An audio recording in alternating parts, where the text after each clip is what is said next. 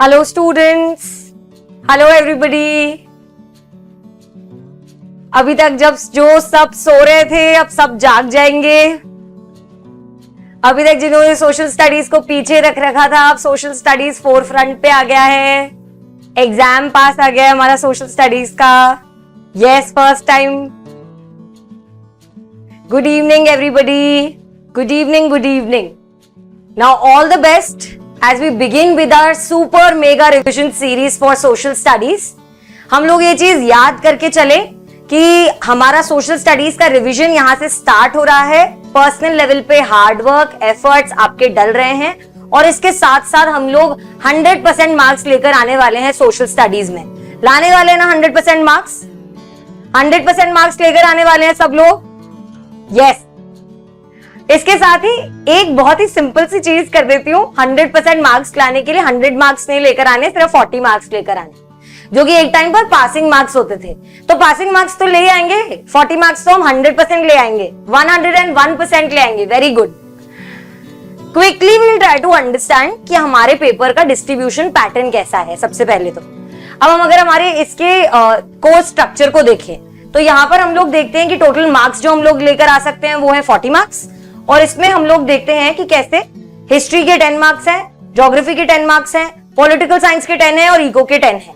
तो इन चारों सब्जेक्ट्स में हम लोग इक्वल एफर्ट्स डालेंगे। उसके साथ ही साथ हम लोग सोशल स्टडीज को अब पीछे बैक सीट नहीं देकर चलेंगे, क्योंकि ओवरऑल रिजल्ट में हमें इम्पैक्ट करने वाला है। रिविजन सीरीज करेंगे, अच्छे से पढ़ेंगे। Everybody is ready? पढ़ना स्टार्ट करें?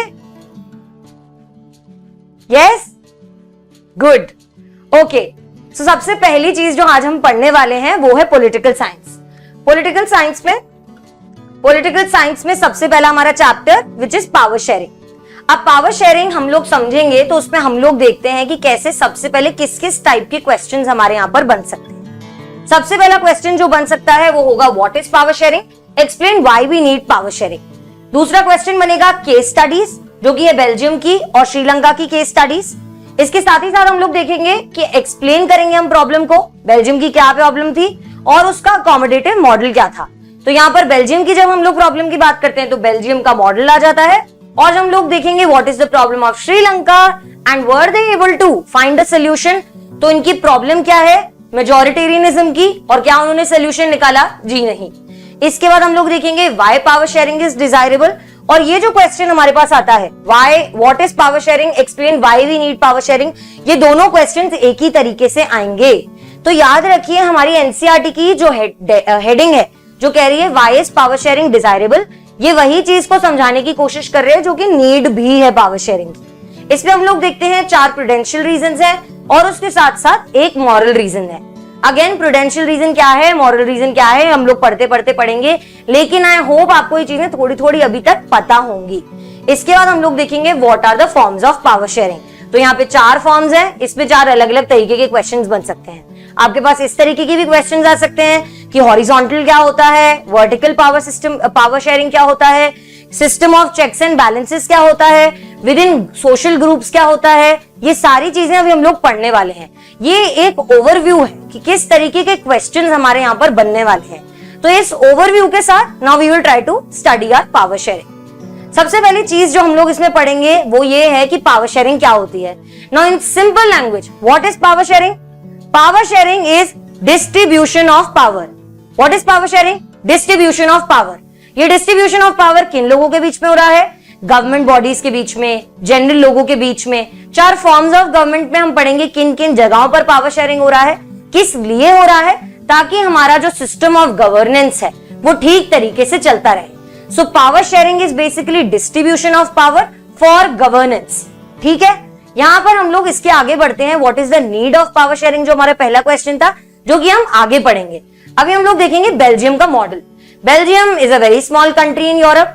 अब मैं आपको जिस तरीके से ये चीजें पढ़ा रही हूँ ये बहुत ज्यादा डिटेल में नहीं होंगी, ये आपको आंसर राइटिंग की तरफ से मदद करेंगी। तो आप इसको वैसे ही याद करते चले मेरे साथ साथ। बेल्जियम की क्या प्रॉब्लम है, पहले हम लोग देंगे बेल्जियम का introduction. Belgium is a small country in Europe. इसकी पॉपुलेशन हमारी हरियाणा की पॉपुलेशन से भी कम है। इसके ये बॉर्डर्स हैं, फ्रांस, नीदरलैंड्स, जर्मनी, लक्समबर्ग। और इसके बाद हम बोलेंगे इसकी जो पॉपुलेशन है it is little over 1 crore. यहाँ पर ये चीज लिखना जरूरी क्यों है? क्योंकि हम लोग बताना चाहते हैं कि इतनी छोटी कंट्री में भी पावर शेयरिंग की, डिस्ट्रीब्यूशन ऑफ पावर की जरूरत आ जाती है। इसके बाद इस सिंपल से पाई चार्ट से हम लोग इस चीज को समझने की कोशिश करेंगे कि यहाँ की प्रॉब्लम में एथनिक कॉम्पोजिशन का क्या रोल है। लेकिन यहाँ पर हम लोग इसके साथ साथ डिस्कस करेंगे हमारा 1 मार्क क्वेश्चन जो आता है, डिफाइन एथनिसिटी। डिफाइन एथनिसिटी, फिर सब ध्यान से देखेंगे इस चीज को। A social division based on shared culture और people belonging to same ethnic group believes in their common descent. ये जो क्वेश्चन है ये आया है हमारे सैंपल पेपर में, वेरी इंपॉर्टेंट 1 मार्कर है। ये एग्जैक्ट डेफिनेशन हमारे सैंपल पेपर के आंसर में दी हुई है। तो हम इस चीज को एज इट इज समझने की कोशिश करेंगे, कैसे? ब्रेक करके पार्ट्स में। अगर आप पास लिखने के लिए आ जाती है हम तो भी प्रिपेयर्ड हैं, आइडेंटिफाई करने के लिए आ जाती है हम तो भी प्रिपेयर्ड हैं। तो यहाँ पर एथनिसिटी के साथ साथ हम ये समझेंगे कि एथनिसिटी सिर्फ रिलीजियस प्रैक्टिस पे, कास्ट पे, कलर पे, इस पे बेस्ड नहीं होती, इसके पीछे और भी चीजें हैं। यहाँ पे सबसे पहली चीज है it is a social division, ये चीज याद रख लिया, सोसाइटी में हो रहा है एक डिवीजन है। इसके बाद it is based on shared culture और पीपल, यानी कि जो लोग हैं वो एक ही तरीके का कल्चर, एक ही तरीके की प्रैक्टिस को फॉलो करते हैं। जैसे कि मान लीजिए अगर किसी घरों में बहू का स्वागत उस कलश के साथ किया जाता है जिससे चावल गिरा दिए जाते हैं, तो वो एक शेयर्ड कल्चर है। इट इज अ मजाक वाला एग्जाम्पल, लेकिन आप ऐसे इस चीज को समझने की कोशिश करें। इसके बाद it is belonging to the same ethnic group. Ethnic group वो ग्रुप होता है जो कि कॉमन डिसेंट पर विश्वास रखता है। कॉमन डिसेंट पर क्या विश्वास रखता है? कि हम लोग पूर्वजों से इस तरीके की प्रैक्टिसेस को फॉलो करते आए हैं, और ये जो ग्रुप है, ये जो सेट ऑफ पीपल है, ये बहुत लंबे समय से कॉमन डिसेंट को फॉलो कर रहे हैं। तो यहाँ पर हमारी एथनिसिटी की डेफिनेशन इंपॉर्टेंट बन जाती है। अब यहाँ पर हम लोग बेल्जियम पर वापस आ जाते हैं। बेल्जियम पर जब हम लोग वापस आएंगे तो हम लोग इस पाई चार्ट से एकदम 1 सेकंड में इस चीज को याद कर लेंगे, उसके साथ साथ समझेंगे इसके एथनिक कॉम्पोजिशन की बात हो रही है। यहाँ पे जिस टाइप के एथनिक कॉम्पोजिशन की बात हो रही है वो है लिंग्विस्टिक ग्रुप्स। लिंग्विस्टिक यानी कि लैंग्वेज से रिलेटेड, ठीक है, लैंग्वेज से रिलेटेड चीज की बात हो रही है। आपके जो भी डाउट्स हैं वो हम लोग लास्ट के 5 मिनट्स में देखेंगे। अभी पहले फटाफट से सारा ये सब कुछ पढ़ लेते हैं ताकि हम लोग एक फ्लो में पढ़ाई कर सके। तो फिर यहाँ पर हम लोग देखते हैं कि एथनिक कॉम्पोजिशन बेल्जियम के एग्जाम्पल में लिंग्विस्टिक बेसिस पर है। हम देखते हैं यहाँ पर 59% जो लोग हैं वो डच स्पीकिंग है। ये कहाँ पे रहते हैं? फ्लेमिश रीजन में। 40% जो लोग हैं वो कौन है? फ्रेंच लैंग्वेज बोलने वाले हैं, ये लोग रहते हैं वलोनियन रीजन में। बाकी के जो 1% बचे वो हैं जर्मन लैंग्वेज स्पीकिंग पीपल। तो आप कहेंगे यहाँ दिक्कत की क्या जरूरत है, डच स्पीकिंग लोग जो हैं वो मेजोरिटी में, इनका राज होगा। लेकिन यहाँ पर आ जाता है important twist to the Belgium वाला प्रॉब्लम, इसलिए आपको ये चीज पता होनी चाहिए। सिर्फ आप ये नहीं बोलेंगे मेजोरिटी वाली जो जगह है इसीलिए वहां पर मेजोरिटी वाले लोगों का रूल था जो कि डच स्पीकिंग है। अब यहाँ पर इन पाई चार्ट से समझिए कि बेल्जियम में क्या था कि 59% जो लोग थे वो डच स्पीकिंग थे और 40% फ्रेंच स्पीकिंग थे। लेकिन क्या इसका मतलब है डच स्पीकिंग लोगों के पास सारी चीजें आए, सारा पावर, सारे इकोनॉमिक वगैरह बेनिफिट्स मिल रहे थे? जी नहीं। यहाँ पर हम लोग देखते हैं स्पेशल केस ऑफ ब्रसल्स। यहाँ पर ब्रसल क्या है? इस कंट्री की कैपिटल सिटी है। यहाँ पर हम लोग देखते हैं कि यहाँ पर 20% जो लोग हैं ये डच स्पीकिंग है और बाकी 80% जो है वो फ्रेंच स्पीकिंग है। मान लीजिए अगर हम इंडिया की बात कर रहे हैं तो यहाँ पर जो हमारी कैपिटल सिटी है दिल्ली, वहां पर इस तरीके का अरेंजमेंट कि बाकी जो लोग वो एथनिक कॉम्पोजिशन जो बाकी पूरी कंट्री में मेजोरिटी में है वो बेचारे आकर यहाँ पर मात खा जाते हैं। तो फिर यहाँ पर ब्रसल्स में इतने ही लोग इस तरीके से यहाँ पे रिप्रेजेंटेड हैं। तो यहाँ पर कौन है मेजोरिटी में? फ्रेंच स्पीकिंग लोग। और यहां से आ जाती है हमारी problem of the ethnic composition. अब यहाँ पर क्या होता था कि जो माइनॉरिटी है, फ्रेंच स्पीकिंग माइनॉरिटी, ये यहाँ पर रिच और पावरफुल है। ऐसा क्यों? क्योंकि ये लोग सेंटर में है, सरकार यहाँ से चल रही है, सरकार के सारे रूल्स यहाँ से चल रहे हैं, तो ये सारा रिचनेस और सारा पावर अपने पास अक्यूमुलेट करते जा रहे हैं, सारी पॉलिसीज अपने हिसाब से बना रहे हैं। डच स्पीकिंग कम्युनिटी जो है, जो वैसे तो बेचारे पूरी कंट्री में मेजोरिटी में है, उनको ये जो बेनिफिट मिलता है इकोनॉमिक डेवलपमेंट का, एजुकेशन का, ये बहुत बाद में मिलने लगा। इसके बाद हम देखते हैं कि डच स्पीकिंग लोगों में और फ्रेंच स्पीकिंग लोगों में 1950s में और 1960s में टेंशन्स जागने लगे। इस टेंशन को हम लोग देखते हैं ब्रसल्स में और भी ज्यादा देखने को मिला। ब्रसल्स क्या है? हमारी कैपिटल सिटी ऑफ बेल्जियम। यहाँ का एथनिक कॉम्पोजिशन डिफरेंट है। फिर हम लोग देखते हैं ब्रसल्स जो कि डच स्पीकिंग पीपल मेजोरिटी है कंट्री में, वहां पर माइनॉरिटी में पाए जाते हैं। 1970 से लेकर 1993 तक यहाँ का कॉन्स्टिट्यूशन, बेल्जियम का कॉन्स्टिट्यूशन 4 बार चेंज हुआ है। ठीक है, अब यहाँ पर इस चीज को समझ के चलेंगे कि हम लोग इस चीज को एक एमसीक्यू की तरह भी देख सकते हैं। 1970 से 1993 तक हमारा कॉन्स्टिट्यूशन जो है बेल्जियम का 4 बार चेंज हुआ है, इंपॉर्टेंट, ध्यान रखते चलिए। इसके बाद हम लोग देखेंगे इनका अकोमोडेट इन्होंने कैसे किया यहाँ।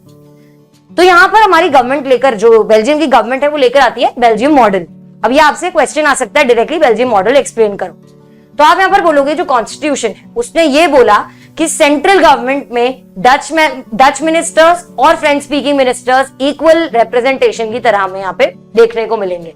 तो यहाँ पर क्या होता है कि सेंट्रल गवर्नमेंट में इक्वल रिप्रेजेंटेशन हो जाता है। पहले क्या हो रहा था, फ्रेंच स्पीकिंग लोग ज्यादा थे तो वो सारा पॉलिसीज अपने हिसाब से बना रहे थे। इसके बाद हम देखते हैं सेंट्रल गवर्नमेंट से बहुत सारे पावर्स स्टेट गवर्नमेंट को दे दिए गए हैं। इसके बाद हम देखते हैं स्टेट गवर्नमेंट्स जो हैं वो अब सेंट्रल गवर्नमेंट के अंडर नहीं आती हैं। दो चीजें हो गई। सेंटर में क्या हुआ, ब्रसेल्स में हम लोग देखते हैं क्या हुआ, सेंट्रल गवर्नमेंट में डच मिनिस्टर्स और फ्रेंच मिनिस्टर्स सेम हो गए, इक्वल नंबर हो गया। फिर हमारे पावर डिस्ट्रीब्यूशन हुआ, सेंटर से स्टेट में गया। इसके बाद हम देखते हैं ब्रसेल्स की एक सेपरेट गवर्नमेंट बनाई, वो थी सेंट्रल गवर्नमेंट। ये ब्रसेल्स की एक सेपरेट गवर्नमेंट है जहां पर दोनों कम्युनिटीज को इक्वल रिप्रेजेंटेशन मिला है। यहाँ पर हमने देखा कि पहले वहां पर जो था, जहां सेंट्रल गवर्नमेंट थी, वहां फ्रेंच स्पीकिंग लोगों ने कुछ ना कुछ थोड़ा कॉम्प्रोमाइज किया कि हम मेजोरिटी में फिर भी हम आपको एक्सेप्ट कर रहे हैं। यहाँ पर डच स्पीकिंग लोगों ने कुछ ना कुछ कॉम्प्रोमाइज किया। इसके बाद हम लोग देखते हैं थर्ड काइंड क्या है, वो ये है कम्युनिटी गवर्नमेंट का। अब कम्युनिटी गवर्नमेंट कौन सी गवर्नमेंट है, ये क्वेश्चन आ सकता है। कम्युनिटी गवर्नमेंट वो गवर्नमेंट है जहां पर सारे जो एथनिक ग्रुप्स हैं, यहाँ पर German speaking, Dutch speaking, French speaking, ये कहीं भी बिलोंग कर रहे हो पूरी कंट्री में, ये अपनी सरकार को इलेक्ट कर पाएंगे। इस कम्युनिटी गवर्नमेंट को ये अलग अलग एथनिक ग्रुप्स अपने अपने हिसाब से इलेक्ट करेंगे। और इसके बाद इसका क्या है कि किस किस चीजों पर रूल्स बना सकते हैं, cultural, educational and language related issues. Again important thing to remember कि यहाँ पर कल्चरल, एजुकेशनल और लैंग्वेज रिलेटेड इश्यूज के ऊपर लेजिस्लेशन कर सकता है हमारा कम्युनिटी गवर्नमेंट। ये था फोर्थ थिंग। इसके बाद हम लोग पढ़ेंगे अबाउट श्रीलंका। तो यहाँ पर हमारी ये पूरी चीज खत्म हो जाती है बेल्जियम की। हम लोगों ने देखा बेल्जियम की प्रॉब्लम क्या थी। इसके बाद हम लोगों ने देखा कि हमारे यहाँ पर अकोमोडेशन मॉडल हुआ, लोग खुशी शांति से यहाँ पर रहने लगे। कैसे? पावर शेयरिंग की वजह से। इसके आगे हम लोग देखेंगे श्रीलंका। श्रीलंका की क्या प्रॉब्लम थी और इन्होंने इसको कैसे सॉल्व किया, जो कि इन्होंने नहीं किया। श्रीलंका की प्रॉब्लम का नाम है majoritarianism. Sri Lanka is a small island nation. जो हमारे यहाँ पर बिंदु दिखता है इंडिया के मैप में, वही श्रीलंका है। It has about 2 crore people. Again trying to explain, छोटी कंट्री है, हमारे यहाँ पे पॉपुलेशन बहुत ज्यादा है। फिर हम लोग देखते हैं श्रीलंका का ethnic composition. Ethnic composition again linguistic basis पे, किस बेसिस पे, लैंग्वेज के बेसिस पे। तो यहाँ पर हम लोग देखते हैं तो सिन्हाला स्पीकर्स जो हैं यहाँ पर वो है 74%। अब यहां से लोगों का कंफ्यूजन होना स्टार्ट हो जाता है, क्योंकि अगर इसको टोटल करते हैं तो अभी 25-26% लोग बचे हैं, तो वो कहां पे गए बाकी के लोग। तो सिन्हाला स्पीकिंग के साथ साथ जो कि 74% है, जो कि मेजोरिटी है, यहाँ पर हम लोग देखते हैं क्रिश्चियंस हैं जो कि 7% है। और इसके बाद हम लोग देखते हैं अदर 1% जो है ये बाकी के एथनिक कॉम्पोजिशन को बिलोंग करते हैं। तो यहाँ पर ये सारा क्लियर हो जाता है। इसके आगे हम बढ़ते हैं और जो दूसरा, जो सबसे मेजर माइनॉरिटी है, यानी कि हमारे जो तमिल स्पीकर्स हैं, ये जो 2 इंपॉर्टेंट कम्युनिटीज हैं इन द सेंस कि ज्यादा जिनका पॉपुलेशन है, वो है तमिल स्पीकर्स। वो है 18% ऑफ द टोटल पॉपुलेशन। इसमें हम लोग देखते हैं यहाँ पे इंडियन तमिल्स हैं और उसके साथ साथ श्रीलंकन तमिल्स हैं। इंडियन तमिल्स हैं 5% और श्रीलंकन तमिल्स हैं 13%। तो ये है हमारे यहाँ का एथनिक कॉम्पोजिशन। इसके आगे हम लोग देखते हैं define majoritarianism. Again sample paper का क्वेश्चन है ये। आपका ये जो क्वेश्चन है कि कम्युनिटी गवर्नमेंट को वहां पर कैसे बनाएंगे, ये हम अभी एक डिस्कस करेंगे लास्ट में। ये डिफाइन करें हम मेजोरिटेरियनिज्म को जब, तो ये हमारा फिर से सैंपल पेपर का क्वेश्चन है। ठीक से याद रखिए, ध्यान से देखें। A believe that the majority community यहाँ पर कौन सी है, Sinhala speaking community, should be able to rule a country in whichever way it wants by disregarding the wishes and needs of the minority. ये जो बिलीव होती है कि जो मेजोरिटी है वो सर्वोपरि है, सबसे अच्छी है, अपनी पसंद से काम कर सकती है, बाकी की जो नीड्स और जो कि इन लोगों की डिजायर्स और विशेस हैं उनको इग्नोर करके, डिसरिगार्ड करके अपने हिसाब से रूल कर सकती हैं। ये है the feeling and the problem of majoritarianism. कहां पे पाई जाती है? इन श्रीलंका। श्रीलंका की अगर हम बात करें तो यहाँ पर मेजोरिटेरियनिज्म को एक्सप्लेन करते हैं हम लोग। Sri Lanka independent emerge as an independent country in 1948। हमारे 1 साल बाद इनको इंडिपेंडेंस मिली। यहाँ पर सिन्हाला स्पीकिंग जो कम्युनिटी थी, इन्होंने अपने आप ही डोमिनेंस सिक्योर करना स्टार्ट किया। कैसे कि हम लोग by the virtue of their majority. ये शब्द अगर आप अपने आंसर में लिखते हैं तो पता चलता है कि आपने एनसीईआरटी पढ़ी है, तो आप इस चीज को याद करते चलिए। जी हाँ, आपके पास ये सब कुछ अवेलेबल है, नोट्स वगैरह। तो आप देखिए dominance over government by virtue of their majority. इस पर हम देखते हैं जो इलेक्टेड गवर्नमेंट है वो है मेजॉरिटेरियन। ये क्या कर रही है? मेजॉरिटेरियन मेजर्स लेकर आ रही है ताकि सिन्हाला सुप्रीमेसी बन सके।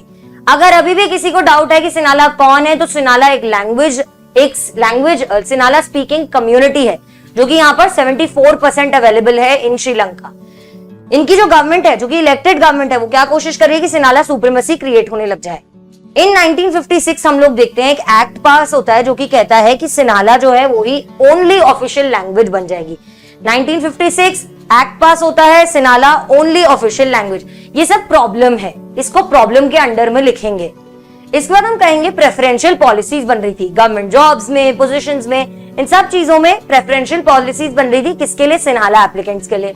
इसके बाद हम देखते हैं एक नया कॉन्स्टिट्यूशन आता है और वो कहता है कि state shall protect and foster Buddhism. Buddhism क्या है? वो रिलीजन जो सिन्हाला स्पीकिंग कम्युनिटी प्रैक्टिस करती है, उसको अब ये जो कॉन्स्टिट्यूशन है, हमारा जो संविधान है, वो प्रोटेक्ट करेगा और फॉस्टर करेगा। जो कि क्लियर ब्लेटेंटली, मतलब आप समझिए कि बहुत लेवल्स पे डेमोक्रेसी को थ्रेटन करने की कोशिश की जा रही है। इनके फॉर्म ऑफ गवर्नमेंट में माइनॉरिटी को बहुत पीछे करने की कोशिश की जा रही है। इसके बाद हम लोग देखते हैं कि यहाँ पर अब इस सारी प्रॉब्लम यहाँ पर खत्म होती है। फिर हम लोग देखते हैं कि श्रीलंकन तमिल्स जो थे, उन्होंने क्या किया? उन्होंने लॉन्च की पॉलिटिकल पार्टीज और स्ट्रगल्स, और उन्होंने डिमांड किया। क्या डिमांड किया? Again question, important thing. 3 points है हम अच्छा ठीक है, 3 चीजें हैं जो कि हम लोगों को इंपॉर्टेंटली याद रखनी है। वो क्या है? The recognition of Tamil as an official language. वो चाहते हैं कि आपने अपनी सिन्हाला को तो रख लिया ऑफिशियल लैंग्वेज, लेकिन उसको ओनली ऑफिशियल लैंग्वेज मत रखिए, तमिल को भी ऑफिशियल लैंग्वेज का दर्जा दीजिए। इसके बाद है रीजनल ऑटोनॉमी। हमारे यहाँ का जो एरिया है जहां पर सिर्फ हम लोग रहते हैं, जहां पर तमिल स्पीकिंग पॉपुलेशन ज्यादा है, उसको थोड़ी रीजनल ऑटोनॉमी दो, अपने हिसाब से फंक्शन करने दो, अपने हिसाब से काम करने दो। इसके बाद हम तीसरा जो चीज देखते हैं वो है equality of opportunity in securing education and jobs.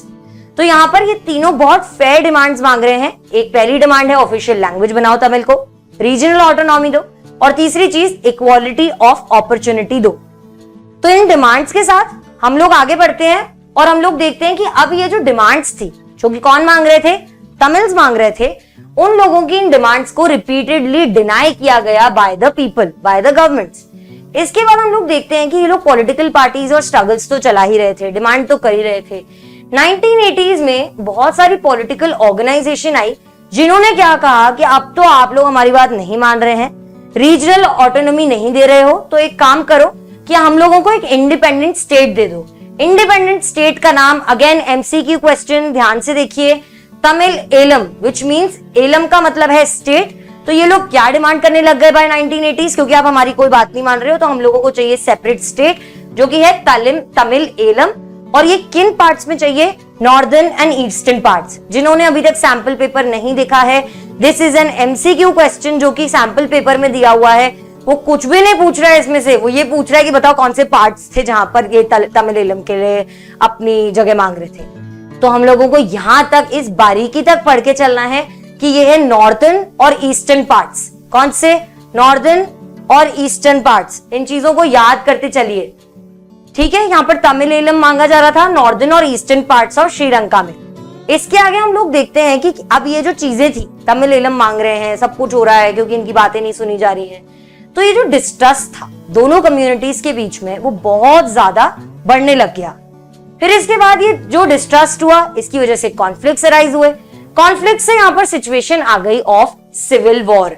तो यहाँ पर क्वेश्चन जब पूछेगा हमसे कि क्या श्रीलंका की प्रॉब्लम से सोल्यूशन निकला, तो हम लोग देखते हैं क्या निकला भाई, सिविल वॉर निकल गया। सिविल वॉर वो सिचुएशन होती है जहां पे अगर लिटरल वॉर नहीं भी हो रहा तो जो सिविलियंस हैं, बेसिक लोग हैं, वो अगर इस तरीके का झगड़ा कर रहे होते हैं कि वॉर लाइक सिचुएशन बन जाती है।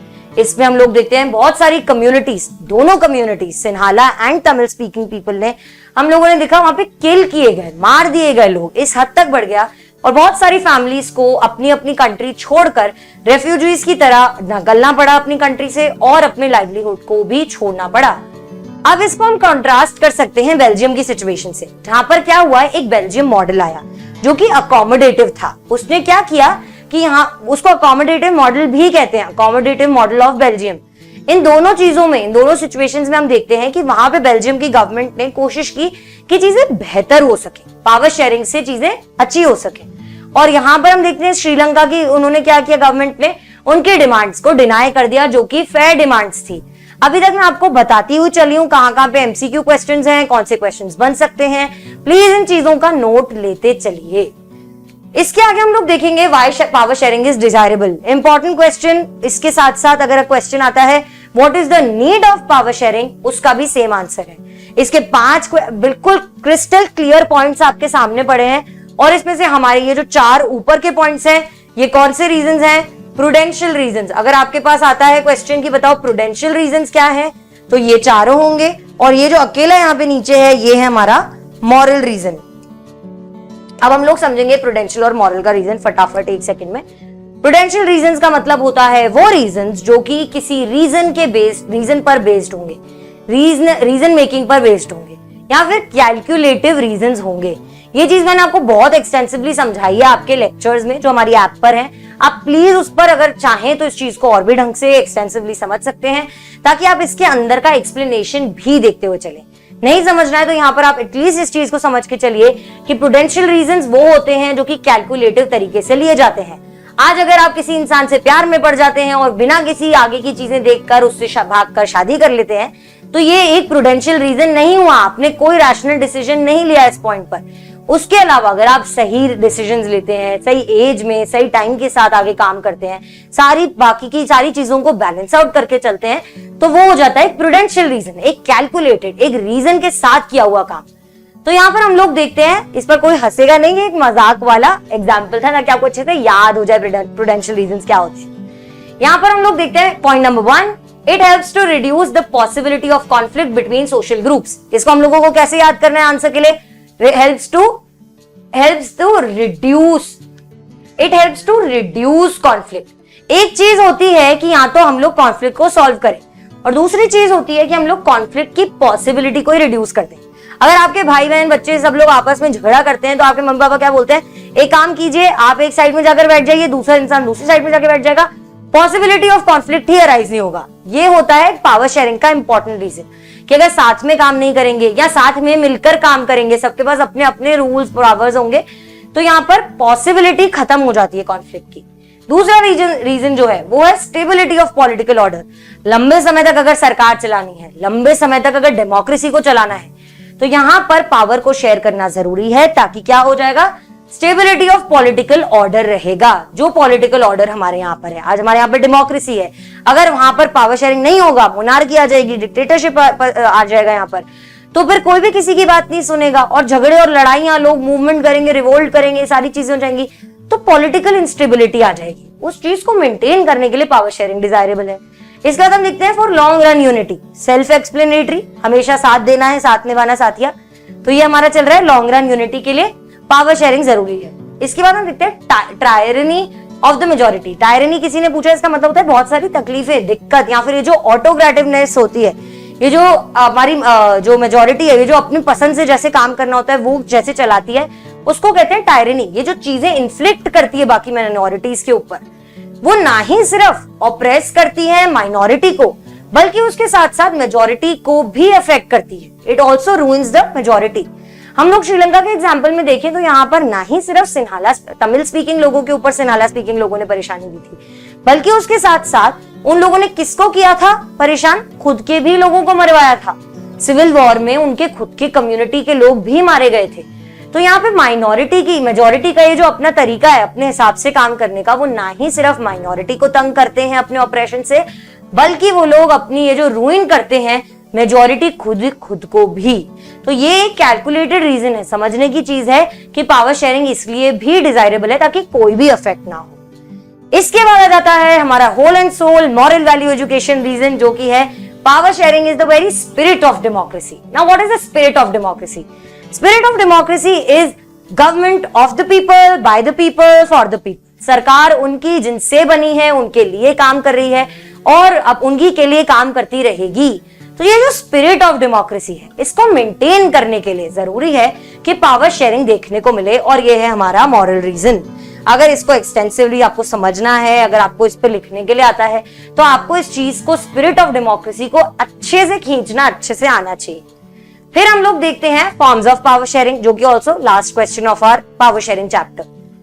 यहां पर फॉर्म्स ऑफ पावर शेयरिंग क्यों, कैसे इंट्रोड्यूस हुआ ये चीज। तो पहले तो ऐसे माना जाता था कि जो गवर्नमेंट का पावर है वो सारा जाना चाहिए किसी एक ही इंसान के हाथ में, या फिर किसके हाथ में जाना चाहिए, ग्रुप ऑफ पर्संस के हाथ में। या तो राजा अकेला रूल कर ले, या फिर अपने मंत्री लाके रूल कर ले, ऐसी गवर्नमेंट बन जाती है। लेकिन उसके बाद हम लोग देखते हैं जैसे जैसे चीजें चेंज होने लगी, आजकल की सरकारों में इमर्ज हुई डेमोक्रेसी।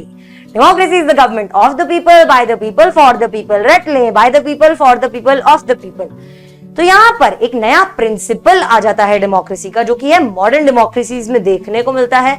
वो है that power sharing arrangements can take many forms, कि सिर्फ पावर शेयरिंग सरकारों के बीच में ही नहीं होती, बल्कि अलग अलग फॉर्म्स में दी जा सकती है। ये कहानी इसीलिए पढ़ाई जा रही है क्योंकि आंसर में अगर स्टार्टिंग में ऐसा कुछ लिख देंगे तो आपको बहुत ज्यादा 5 स्टार्स मिल जाएंगे एग्जाम में। ठीक है, आगे चलते हैं, देखते हैं actual forms of power sharing क्या है। तो 4 तरीके से होंगे, रट लीजिए ताकि हम लोग इसके अंदर इस चीज को अच्छे से पढ़ पाए। First form of power sharing between organs of government. फिर हम देखते हैं between different levels of government. फिर हम देखते हैं बिटवीन डिफरेंट सोशल ग्रुप्स। और चौथा जो है वो है political parties, pressure groups and movements. इस चीज को ठीक तरीके से समझिए। एग्जाम्स एमसीक्यू फॉर्मेट में, लेकिन कुछ कुछ चीजें क्वेश्चन के फॉर्म में भी आ सकती हैं, अपने सैंपल पेपर में दिया हुआ है। यहाँ पर आप देखिए ऑर्गन्स ऑफ गवर्नमेंट है, उसके साथ साथ डिफरेंट लेवल्स ऑफ गवर्नमेंट है, सोशल ग्रुप्स है, और उसके साथ साथ political parties, pressure groups and movements भी हैं। इन चीजों को बहुत ब्रिलियंट तरीके से समझाया गया है इन दी ऐप। हमारे उस पे, हमारी ऐप पर सब कुछ अच्छे से है। एक्सटेंसिवली समझना है तो ऑब्वियसली वहां पर देखिए, अभी शॉर्ट में फटाफट क्विकली हम लोग समझ लेते हैं। First is organs of government. Organs क्या है, हमारी बॉडी के अलग अलग हिस्से, जिसका सबका अपना अपना काम है, लेकिन एक दूसरे के बिना कोई नहीं चल सकता। इसलिए यहाँ पर जो चीज इंपॉर्टेंट टू हाईलाइट है वो है horizontal distribution of power. Horizontal distribution किसको बोलते हैं, सेम लेवल पर, यानी कि हमारा इरेजर। वर्टिकल यानी कि हमारी पेंसिल। तो यहाँ पर इरेजर वाला है, तीनों एक ही लेवल पर हैं, जैसे अभी लिखे हुए हैं। लेजिस्लेचर, एग्जीक्यूटिव, जुडिशरी हैं organs of government. Legislature law making, executive administration, जो कि ये लॉ बने हुए को देखता है कि किस तरीके से इंप्लीमेंट करना है। जुडिशरी जो कि चेक करता है कि भाई ये सब कुछ ठीक से हो रहा है या नहीं हो रहा है। इसके आगे हम लोग देखते हैं कि ये जो डिफरेंट ऑर्गन्स हैं, they are placed at the same level to exercise different powers. Different powers होंगे, सेम लेवल पर होंगे, और यहाँ पर इसको हम कहेंगे हॉरिजॉन्टल डिस्ट्रीब्यूशन ऑफ पावर। बार बार इसीलिए बोल रही हूं ताकि रट लीजिए, क्योंकि ये हमारा ऑर्गन्स ऑफ गवर्नमेंट की जगह हॉरिजॉन्टल डिस्ट्रीब्यूशन ऑफ पावर की तरह भी क्वेश्चन आ सकता है। इस बार हम देखते हैं that separation ensures that none of the organs can exercise unlimited power. अगर आपको मैं आज कहूं कि आपका अगर दिल सबसे ज्यादा इंपॉर्टेंट होता, किडनी के बिना काम कर सकते हो, तो लोग सोचते हैं लौटाओ दोनों किडनी, बाहर फेंक देते हैं, सिर्फ दिल के भरोसे जिएंगे। तो ऐसा पॉसिबल नहीं है, हमें तीनों चाहिए, लेजिस्लेचर, एग्जीक्यूटिव, जुडिशरी, और किसी के पास भी अनलिमिटेड पावर ना हो, ये इंश्योर करना है। This system is also called checks. यहाँ पर हर ऑर्गन चेक करता है अदर्स को, और इसको हम कहते हैं system of checks and balances. इस चीज को अगेन एमसीक्यू की तरह आ सकता है, 1 मार्कर की तरह आ सकता है। System of checks and balances किस चीज का पार्ट है, horizontal distribution of power, organs of government. ये चीज अच्छे से याद रखें। हम लोग देखते हैं इससे क्या होता है, बैलेंस हो जाता है पावर का नेचुरली। एक 3 तराजू हैं, सेम लेवल पर पड़े हैं, तीनों एक दूसरे का अनलिमिटेड पावर ना हो, ये चीज चेक करते हुए चल रहे हैं। अब यहाँ पर एग्जाम्पल के तौर पे अगर आपको ये चीज समझाने के लिए बोले तो आप क्या बोलोगे कि जजेस कौन इलेक्ट करता है, एग्जीक्यूटिव। लेकिन वो ये बाद में जाकर जब जज बन जाते हैं तो वो चेक करते हैं कि ये जो एग्जीक्यूटिव और जो लॉ मेकर्स हैं ये ठीक से काम कर रहे हैं या नहीं कर रहे हैं, क्या इनकी कोई आर्बिट्ररी लॉज बना रहे हैं, कोई अपने मन से चला रहे हैं कंट्री को। ये सारी चीज जजेस चेक करते हैं। तो यहाँ पर क्या बना, system of checks and balances. ये एग्जाम्पल है, याद रख लीजिए। आगे देखेंगे different levels of government. Second form of power sharing, general government for entire country is called federal government. Federal government क्या है, हम फेडरलिज्म में पढ़ेंगे, तो इस चीज को अपने पास अपने अगर आपको कोई क्वेश्चंस हैं तो उसको साथ में रखकर चलिए। फेडरल, इसको याद रखना है, ये वर्टिकल सीधा pencil, federal system pencil Sidhi vertical distribution of power, ठीक है। वर्टिकल डिस्ट्रीब्यूशन ऑफ पावर यानी कि यहाँ पे हायरार्की आ रही है, कोई टॉप पे है, नीचे है, उसके नीचे। फिर हम देखते हैं constitution lays down powers of different levels of government. हमारे यहाँ पे 3 पावर्स, 3 अलग अलग डिस्ट्रीब्यूशन क्या है, लेवल्स क्या है, सेंटर, स्टेट और उसके बाद लोकल गवर्नमेंट। ये यहाँ पर जो है कॉन्स्टिट्यूशन कहता है, हमारे पास क्लियरली आपको बता रखा है, आप ये हैं, आपका काम ये है, आपका काम ये है। ये जो अरेंजमेंट है ये higher and lower levels of government तक जाता है। हायर मतलब सेंटर, पूरे देश को चलाने वाली सरकारें, स्टेट को चलाने वाली सरकारें, लोकल लेवल तक चलाने वाली सरकारें। इसको हम क्या कहते हैं, वर्टिकल डिस्ट्रीब्यूशन ऑफ पावर भी कहते हैं। उस पर हम कहते हैं सेंटर, स्टेट और लोकल गवर्नमेंट इसका एग्जाम्पल है हमारी कंट्री में। ये हो गया इसका इंट्रोडक्शन और ये हो गया इसका डिस्ट्रीब्यूशन। फेडरलिज्म में हम इसको बहुत डिटेल में पढ़ने वाले हैं। तीसरा टाइप वो है सोशल ग्रुप्स। अब आप कहेंगे सोशल ग्रुप्स का क्या मतलब, सोशल ग्रुप्स के टाइम पे मैंने अगर आपको याद हो तो एग्जांपल दिया था कि मैं एक औरत हूं तो मेरा खुद का एक ग्रुप हो सकता है। अगर कोई फेमिनिस्ट लड़ाई चल रही है तो मैं उसमें जाके पार्टिसिपेट कर लूंगी। कोई विमेन्स राइट के ऊपर काम चल रहा है तो मैं उसमें जाके पार्टिसिपेट कर लूंगी। एक एडुकेटर भी हूं तो अगर कल एडुकेटर्स का कोई फाइट वगैरह चल रहा है तो मैं उसमें भी जाकर ज्वाइन कर लूंगी। उस टाइम पे मेरी आइडेंटिटी डिफरेंट हो जाती है। तो यहाँ पर किस टाइप के सोशल ग्रुप्स होते हैं, ट्रेड्स यूनियन होती हैं वगैरह वगैरह, बहुत सारी चीजें होती हैं। सोशल ग्रुप्स कौन से होते हैं, जो कि हो सकते हैं फॉर एग्जांपल रिलीजियस या फिर लिंग्विस्टिक ग्रुप्स। ये देखिए एज है, यहाँ पे एग्जैक्टली इसका मतलब ये नहीं है, ये एग्जाम्पल है। इस बार हम लोग देखते हैं कॉन्स्टिट्यूशनल लीगल अरेंजमेंट्स। कॉन्स्टिट्यूशन में लिखे हुए लीगल लॉ बने हुए हमारे पास इस तरीके के अरेंजमेंट्स हैं जो कि socially weaker sections, ST, SC, OBCs, economically weaker sections, इन सारे वीक सेक्शंस को ध्यान रखते हैं और उसके बाद रिप्रेजेंटेशन देते हैं विमेन को भी in what legislatures and administration, यानी कि लॉ मेकिंग में भी, उसके प्रोसेस में भी, उसके इम्प्लीमेंटेशन में भी, और उसके साथ साथ किस तरीके की सरकारें चल रही हैं। 1/3 is in local government women को रिजर्व्ड है सीटें।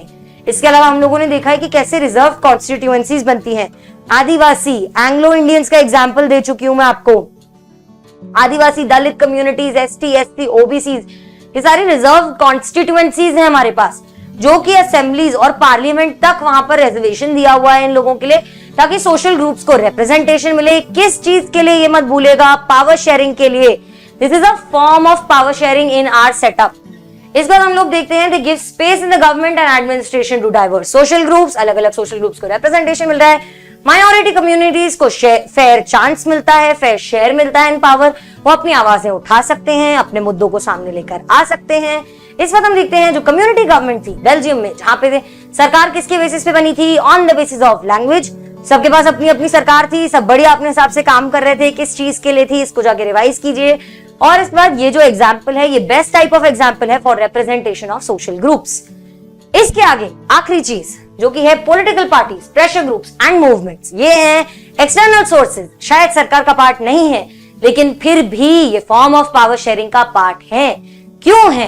क्योंकि ये भी हमारे पूरे पावर शेयरिंग डिस्ट्रीब्यूशन का गवर्नेंस में, हमारी पूरी सिस्टम किस तरीके से चल रहा है, किस तरीके लॉज बन रहे हैं, उस पर प्रेशर डालते हैं। वो हम लोग अभी देखते हैं। तो ये भी इंपॉर्टेंट पार्ट है, फॉर्म है of power sharing. Political parties, pressure groups and movements control और influence those in power। ये जो अलग अलग ग्रुप्स हैं ये इन्फ्लुएंस करते हैं उन लोगों को जो कि पावर में हैं। यहाँ पर हम लोग फिर अल्टीमेट एग्जांपल ले सकते हैं 3 फार्म लॉज का, जो कि अभी यहाँ पर रूल आउट हुए हैं गवर्नमेंट के द्वारा, जिसके ऊपर बहुत ज्यादा प्रेशर बनाया जा रहा था फ्रॉम द फार्मर्स यूनियन। पूरी फार्मर्स की प्रोटेस्ट चल रही थी, मूवमेंट चल रहा था, और सरकार ने फिर उनको समझा, उस चीज को कंसिडर किया और रिपील किया अपने लॉज। तो हम लोग यहाँ पर देखते हैं कि कैसे एक मूवमेंट ने सरकार जो चल रही थी उसके ऊपर खूब सारा प्रेशर बनाया। इसके बाद आप लोग देखिए, it takes the form of competition among different parties. Competition ensures that power does not remain in one hand. सबसे पहली चीज, पॉलिटिकल पार्टीज किस तरीके से काम करती हैं। फिर से सेंटर में मान लीजिए बीजेपी है, अगर स्टेट में कांग्रेस, अगर सेंटर में बीजेपी है, इसका मतलब ये नहीं है कि बाकी सारी पार्टीज का कोई मतलब नहीं है। वो एक्सटर्नली भी इन्फ्लुएंस करती है डिसीजंस को, प्रेशर क्रिएट करती है गवर्नमेंट के ऊपर, फिर नेगोशिएशन करती है, डिस्कशंस करती है। यहाँ पे ऑपोजिशन का भी, पॉलिटिकल पार्टीज का भी बहुत बड़ा रोल होता है। डिफरेंट पॉलिटिकल पार्टीज जो हैं वो अलग अलग तरीके की आइडियोलॉजीज और सोशल ग्रुप्स को रिप्रेजेंट करती हैं। बहुजन समाज पार्टी किसको रिप्रेजेंट करती है? दलित कम्युनिटी को। तो हम लोग यहाँ पर देखते हैं कैसे वो एक इंटरेस्ट को, एक आइडियोलॉजी को रिप्रेजेंट कर रही है in the form of a political party. इसके बाद हम लोग देखते हैं कि ये जो पावर का ये जो प्रेशर होता है, इसको हम लोग यहाँ तो डायरेक्टली भी देख सकते हैं, जैसे पॉलिटिकल पार्टी बना लो आप आकर, अभी आपको ये फार्मर्स को प्रॉब्लम हो रही है तो फार्मर्स एक अपनी पॉलिटिकल पार्टी बना ले और उसके हिसाब से आकर लॉज वगैरह बनाने लग जाए। एक तो वो तरीका हो गया, या फिर इट इज अच्छा, एक तरीका ये भी होता है यहाँ पर जो हम लोग चीज समझाने की कोशिश कर रहे हैं, वो ये है कि यहाँ तो डायरेक्ट हो सकता है जब दो या दो से ज्यादा पार्टीज आकर एक अलायंस बनाती है और कॉन्टेस्ट करती है इलेक्शंस को। मान लीजिए फार्मर्स ने अपनी एक पार्टी बनाई, उसके साथ बहुजन समाज पार्टी मिल गई, और ये दोनों अलग अलग तरीके की आइडियोलॉजीज को तो रिप्रेजेंट कर रहे हैं लेकिन साथ में आके बना रहे हैं अलायंस, और इस चीज तरीके से ये लोग कर रहे हैं कॉन्टेस्ट इलेक्शंस, और उसके बाद इलेक्ट हो जाती है अगर उनकी सरकार, तो क्या करते हैं ये लोग कोलिएशन गवर्नमेंट के बनाकर शेयर करते हैं पावर को। इसके बाद हम लोग देखते हैं इंटरेस्ट ग्रुप्स जो होते हैं, जो कि अलग अलग इंटरेस्ट के, किसके, फार्मर्स के हो सकते हैं, एजुकेशनलिस्ट के होते हैं, अलग अलग लोगों के हो सकते हैं। तो ये गवर्नमेंट को पावर, कैसे गवर्नमेंट की पावर को इन्फ्लुएंस करते हैं, through participation in governmental committees, या तो गवर्नमेंटल कमिटीज का पार्ट बनकर, या फिर bringing influence on the decision making process, जो कि हर बार ये एग्जाम्पल आपको काम आ जाएगा कि इन्होंने यहाँ पर फार्मर्स ने इन्फ्लुएंस किया डिसीजन मेकिंग प्रोसेस को, या फिर डायरेक्टली पार्टिसिपेट करें किसी कमिटीज में, या फिर बनी जाए मतलब पॉलिटिकल पार्टी, और फिर किसी भी तरीके की गवर्नमेंट जॉब में हो तो उस तरीके की उन कमिटीज में एक्सपर्ट डिस्कशन जगहों पर। अब यहाँ पर एक दो क्वेश्चंस आए थे जो कि कह रहे थे कि हमारी झारखंड की क्या वो हो जाएगी, यूनियन टेरिटरी है या नहीं है। ये अभी हम फेडरलिज्म में एड्रेस कर लेंगे इस इशू को। आज कितने चैप्टर्स कवर करेंगे, कोशिश करेंगे कि ये दोनों फेडरलिज्म, पावर शेयरिंग, और उसके साथ साथ हम लोग डेवलपमेंट को भी कवर कर ले। अगर आप में से किसी को वो देख रहे हैं क्वेश्चंस क्या क्या आए हुए हैं, जब तक हमारे पास 1-2 मिनट है तो मैं आपको वो दिखा देती हूँ। अच्छा, इसको हम जल्दी जल्दी इसलिए पढ़ रहे हैं, ये देखिए, ये हैं वो क्वेश्चंस जो कि आ सकते हैं। जल्दी जल्दी इसलिए पढ़ रहे हैं क्योंकि हमें बहुत सारी चीजें करनी है कवर, और टाइम हमारे पास अब लिमिटेड है, रिवीजन चल रहा है, पढ़ाई नहीं चल रही है, जल्दी जल्दी कवर होगा। और आप लोगों को अगर कोई भी डाउट है, किसी भी तरीके की प्रॉब्लम है, तो आप ई-सरल की ऐप से ऑब्वियसली जाकर देख सकते हैं। आपके पास पूरी एजेंसी है, ई-सरल की ऐप पर सारे लेक्चर्स आपके पास अवेलेबल हैं। कोई टॉपिक अगर स्पेशली आपको लगता है कि कम है, अच्छा आपका वीक पॉइंट है, तो वहां पर जाकर कंसिडर कीजिए। It will be very well explained with a lot of examples. Of course ma'am, yes. Tyranny का मतलब क्या है? टायरनी का मतलब है ऑपरेशन, जो कि मेजॉरिटी जनरली देती है किसको? माइनॉरिटी को। अच्छा ठीक है, I think a lot of you have also said कि मैं थोड़ा धीरे चलने की कोशिश करूं, जो कि मैं समझ सकती हूँ। मैं जल्दी जल्दी बोल रही हूँ तो शायद आप लोगों को कंफ्यूजन हो रहा हो। मैं कोशिश करती हूँ कि मैं थोड़ा धीरे चलने की कोशिश करूं, पर हम लोग जल्दी से कोशिश कर रहे हैं इसको रिवाइज करने की, तो हम टाइम क्रंच का वो चीज को समझते हुए चले। I think it is also time, start कर देते हैं हम हमारा काम। ये आपने देख लिया किस तरीके के क्वेश्चंस आ सकते हैं। आगे बढ़ते हैं क्विकली। Is everybody here? से यस यस यस। जल्दी जल्दी बताओ सब लोग, यहां आओ, फिर फटाफट स्टार्ट करें। गुड।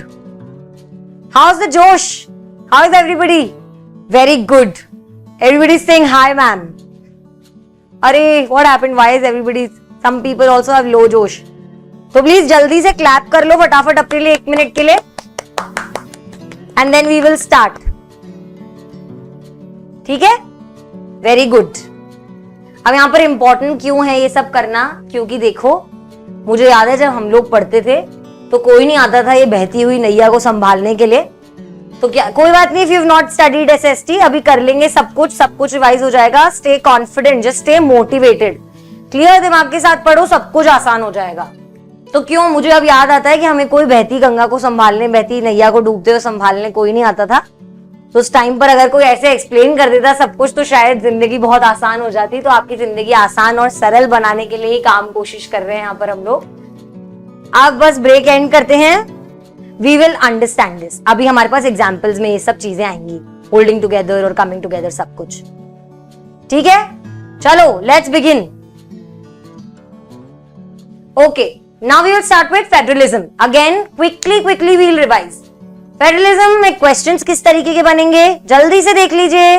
हम लोग देखते हैं what is federalism, what are the key features of federalism. पहला क्वेश्चन है फेडरलिज्म क्या है, दूसरा क्वेश्चन है फीचर्स क्या क्या है। बिल्कुल पॉइंट्स पर आनी चाहिए हमें आंसर लिख के। डिफरेंस क्या है कमिंग टुगेदर और होल्डिंग टुगेदर के बीच में। What makes India a federal country, ये मैंने आपको यहीं पर ही आंसर लिख के दे दिया है। बिल्कुल दिमाग में लिख लो कि यहाँ पर दो क्वेश्चन आते हैं। पहला क्वेश्चन आता है what makes India a federal country, India country को फेडरल कंट्री कौन क्या बनाता है, तो वो है हमारा कॉन्स्टिट्यूशन। छाप लीजिए दिमाग पर।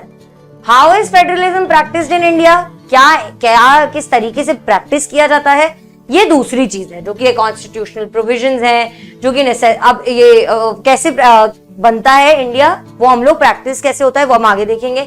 इसके बाद हम लोग देखेंगे constitutional provisions are necessary for the success of federalism but they are not sufficient, explain. ये हमारा एक इंपॉर्टेंट क्वेश्चन है।